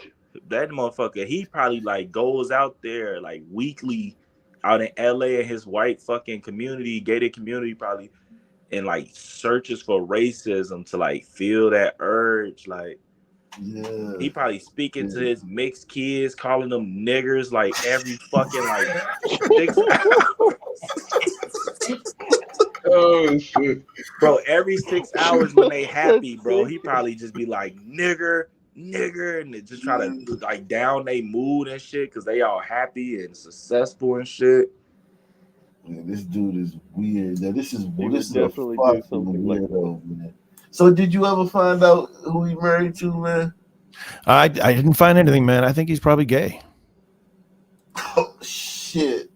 Damn, where you are, and high value male. He's got to be in his 40s that you know that now. things really haven't changed all that much. After turning up with a lawyer for 4 court-ordered appearances over a 5-month period, the case against them was dismissed and the court records were sealed. No evidence and no witnesses against them were ever presented in court. Amendment 10. A nigga who has no arrest record just hasn't been caught yet. You got no arrest record. Except for these this are last. Yeah, that's kind of true though. And if anything should ever happen again, that is kind of true. They'll look up my record and they'll say, "Oh, this guy has a record." So obviously, he's They guilty. dropped the case against They you. dropped the case. I still have an arrest record though. All It's right. still there. And you want that arrest record Ain't no such thing as no arrest record. Nobody's looking. Ain't no job looking to see if you've been. Well, listen, man. If the charges got dropped, it's over with, man. Hey, I would love to have it expunged. That last amendment, bro. I ain't gonna stunt. That shit be true because anybody we stop that ain't got no arrest record, like no rap sheet, we can't find them in the system. Especially if they like 20 up. shit, I'd be like, man, what the fuck? You mean you never been arrested? Facts. It'd be shocking though. I ain't gonna lie, man. I ain't gonna lie. When I was a teenager, man, the little dudes that I used to, in my orbit and whatnot, they was getting locked up 10, 15 times a year and shit. And getting out the same night or getting out the next day and shit. It was like At this time, it'd be like if you over 14 and you ain't been arrested yet, it's kind of crazy. Yeah. So it doesn't ruin his future. You gonna run for office? I doubt it. Come on, you love to talk. I want to be an organizer, an activist, an educator, an artist. Politics turns me off because everybody's afraid to tell the truth. And people are afraid to call it like they see it. Well, that's just what Bain says he intends to keep on doing. For one thing, he's out talking to other students here at Hunter College in New York. I don't see myself as a victim as much as I see myself as a person with a cause, and with an you don't see yourself as a victim. agenda and a plan to challenge the status quo. This is a stupid question. He's feeding this stuff to kids, man. He's a fucking terrible person. You're a shit stain, dude. Answer it. Take it seriously. Would you rather be white? Holy shit.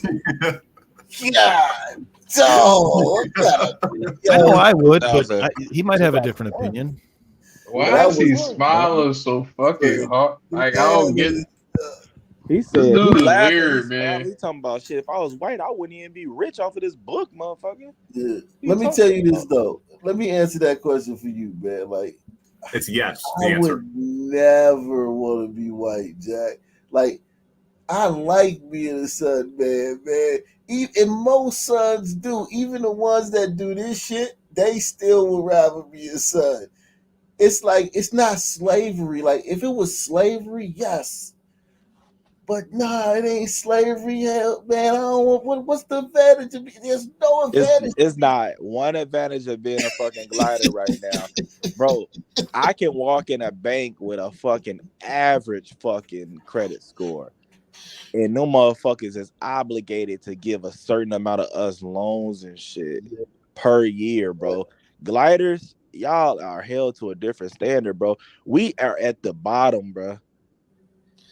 Now, so it's like white lining or something. Well, here's the thing: being a victim of son crime is a reason, but still, being a glider, the way we look at y'all, and I'm just looking at it like from a stereotypical black person, like y'all like corny and shit, and like soft and like y'all like weak and shit. That's how the stereotypical stuff. Okay. The desire certainly goes more in the other direction. It's mostly you see white kids that act black and probably the black kids who act white, they still are the black kid in their group, and they still will pull the race card in a heartbeat. So it's like the majority of kids, like you said, it's like trans. Like the majority of athletes, that fucking trans athletes that play sports are the ones that go from men to women. You ain't never gonna see a woman go to a man and play in the fucking NBA. So it's great like analogy. Yeah, so it's like so when you a white kid, you want to have an edge, you want to be cool, you act like the black kids. If you want to be a black kid and you want to be a fucking outcast, then you turn gothic and shit. You want to be a lame? Yeah, you want to be a lame? We'll smack your stupid ass. How about that? You want to get smacked? You want to get the shit smacked out you? Act like a white. Yeah, act like a white kid, bitch. I'm gonna steal your car keys. How about that? You want to pull no holes. Yeah. You don't want to be looked at as cool. Yeah. Like, let me hear his answer. Let me hear his answer right quick. He's gonna say no.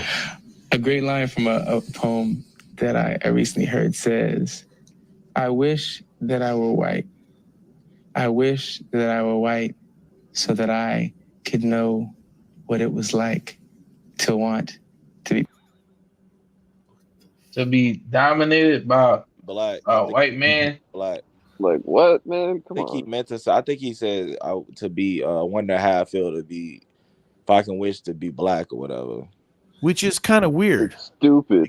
Because when you lay that out like an algebra equation, it sounds like he doesn't want to be black. He's saying, I wish I could know what it's like to wish to be black. Does he not already know what it's like to wish to be black? I don't know. It's stupid. Know him. Yeah, He's a weirdo. that's that Sun Man of pseudo fucking intellectual shit. They be trying to pull on Glock. That dude is a weirdo, bruh. Yeah, and that sure dude might be gay. I'm guessing he dates white guys though. Yeah, definitely. bro. You ain't found a wife. You ain't 100%. found a wife, man. You a glider, man. You should be able to find a wife, man. Yeah, come on, man. What's that? You a glider, man. You ain't no good researcher, man. Who is wife, man? I couldn't find any wife, man. I don't think he's married. He's gay. I guarantee you he likes old white men that look like Donald Sterling. Call you a nigger, tell you not to come to any of his games. That shit would probably But smut you out in the VIP room. When he's having sex with his white boyfriend, that's what he wants his white boyfriend to call him. Yeah. Tell him he probably tells him to grease his ass with fried chicken grease. I don't know. Oh man. They got a dog, they got a black dog named Nigger. Wow. They got two. So tell me this. Who was that just came in to the chat? Was that Ray Wall? Ray Wall, man. How's the baby, man? Yo, what's going on? She's good, man. You gotta send me a picture, man. Yeah, I think I sent you some. Oh well, send put your name in the subject bar. So I can know. Yeah. And is it all right if we show Ock Nation the baby? Yeah. Let me put it. Okay. Great. Yeah, Ray Ball just had a baby, man. Just had a seed, man. So Hey, that's man, good, congratulations, man. You got a black Appreciate wife, it. Thank man. What'd you say? You got a black wife. Sure. Yeah. She black.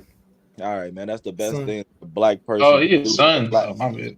That's the best thing that a son man can do for the son community, man. She light skin, ain't she? Light skin, ain't she? Nah. She dark. Hey, Oh, all man. right. You got no dark All right. black, man. That's what's Oh, up. shit. Man. Hey, the You greatest make it- thing that you can do, man. You don't have to be no activist and a ceasefire person to go out on the front line and get your stupid ass killed. Right. Do None of nonprofit. that shit. Best thing that you I can salute. do is just have you a I- black wife and have some black babies, man, and raise them Yeah, up as every good people, man. every sun man in the chat. If you wanna uplift the black community, go find you a nice dark butt and settle down, man, and have some African booty scratcher babies, man. That's the best I was thing. gonna say the you can do, exact man. same thing. That's the best thing that you can do, man. Don't go out there trying to be a superhero and try to save these kids. Yeah. Yours, man. You gonna get Stop that ass killed. fucking around talking shit on the white man internet and go find you a dark butt. Stop playing, man. Yeah, Stay with your own man. kind, I think is what he's saying. I just sent one out. When I say I that got 3 little assholes, man, that's out here being good. They gonna be good, productive some men and some women, man. Exactly. Yeah, man. I just sent it to your email. Oh, you did? All right. Let me... Oh, man. Dark.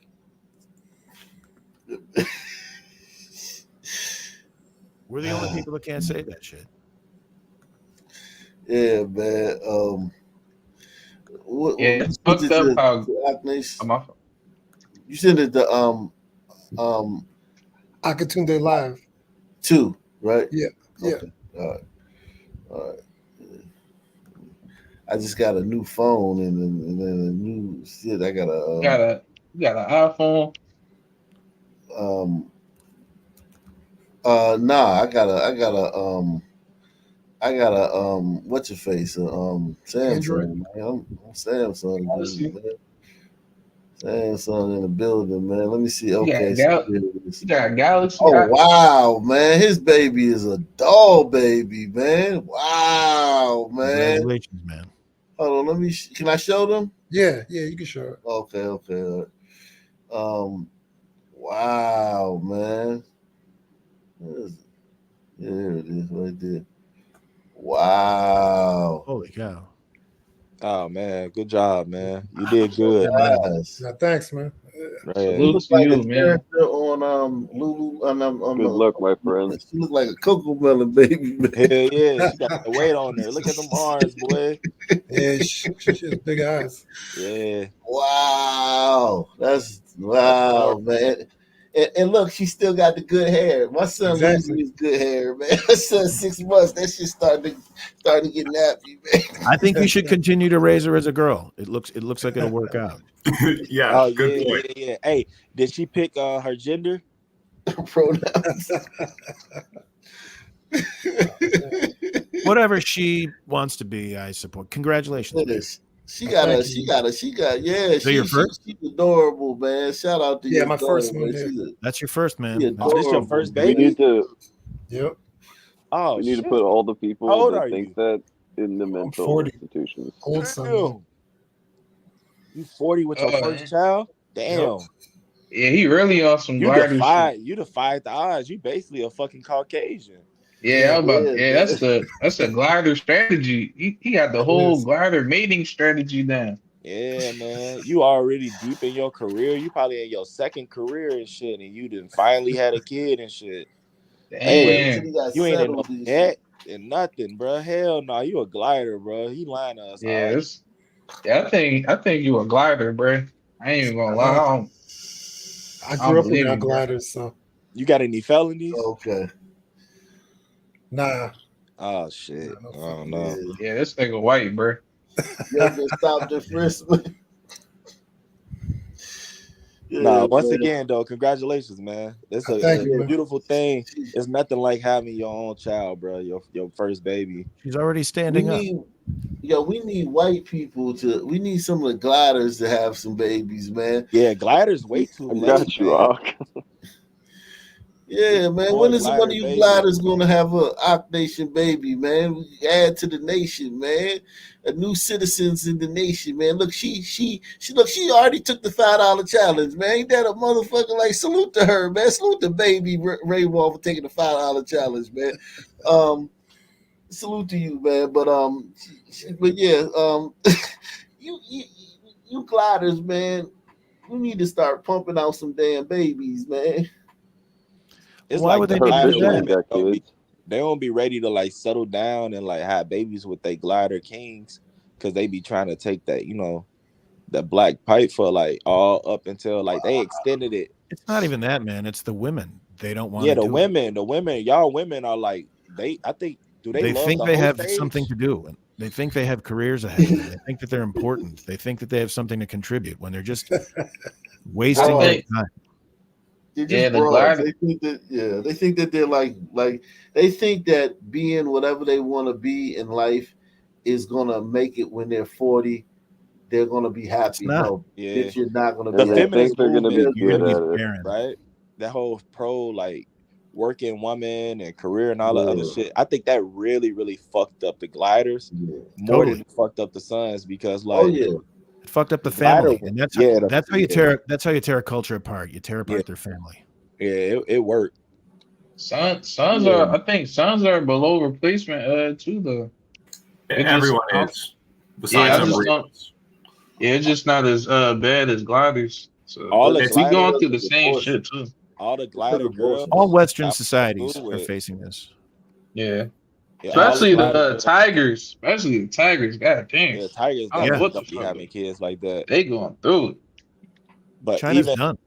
even the glider like chicks that like was on like the cheerleading teams and like the pom pom squads when I was in school, like they're still like trying to like chase their careers or like chase their hot girl moments and shit like that. Yeah, There's it's a over. few of them that settled down and you know what I'm saying, had kids, got married, but it's less than 20%, like 30. It's less than like 20% Yeah. of them that actually did it, It's and not the they're in their population. 30s now. Like in their shit. Yeah, man. Have some babies, man, and You know, listen, whatever you think is gonna be like hold you back from doing anything, it ain't gonna hold you back. Look, I do the show every night. I got babies and shit. I make my videos. It's just that's a better thing that could put your time to than any other thing. So, like being a parent That's it, man. is a That's job. that's what Is the best Yeah, job. best Yeah. thing it's what ever, it's bro. all about. Yeah, it's the best thing ever, bro. I will say that. It's not something you can really like study for like a test either. Like you either do it or you don't, and you just Yeah. Also, there's no bigger advocate for abortion than glider women. You know, so there's nah, that's juice crew women. well, if you lump What's them in that with shit gliders, though?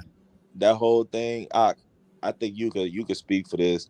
You had kids late. I had kids, you know what I'm saying, at like the regular age and shit like that. But you would 16. never ever be ready to have a kid. Ever. No, it just never have the motherfucker. You Here's never. the thing too. You never gonna find a like if you think the broad you with right now is crazy and she's a troublemaker and all this stuff and you gonna pass on her and wait till you find one that's not crazy to have a baby with. Yo, the next one gonna be 10 times as crazy, and the next one gonna be 10 times as crazy as her. Don't let the fact that the bitch you with is crazy stop you from having a baby with her, because they're all fucking crazy. You're not gonna have a baby with a woman that's not crazy. I will recommend it be like your wife or something serious though. I will Yeah, recommend that. no, definitely. But here's the thing too. Even if it's not, like, it's gonna be all right. It's gonna be all right. The sun gonna come up the next day. You know what I'm saying? Everything will be all right. Even if it's not your wife. Like if you get in a situation with a chick and she like, nah, I'm having it, and you like, nah, I don't want you to have it. We not the same shit. And she go ahead and have it, motherfucker. Take that as a blessing, man. That baby's your blessing. Yeah, even if you ain't want that baby, still take it as a blessing. Yeah. There's no greater blessing.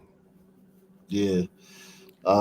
Yeah, man. Hey, let me holler at you right quick in the back, Crook.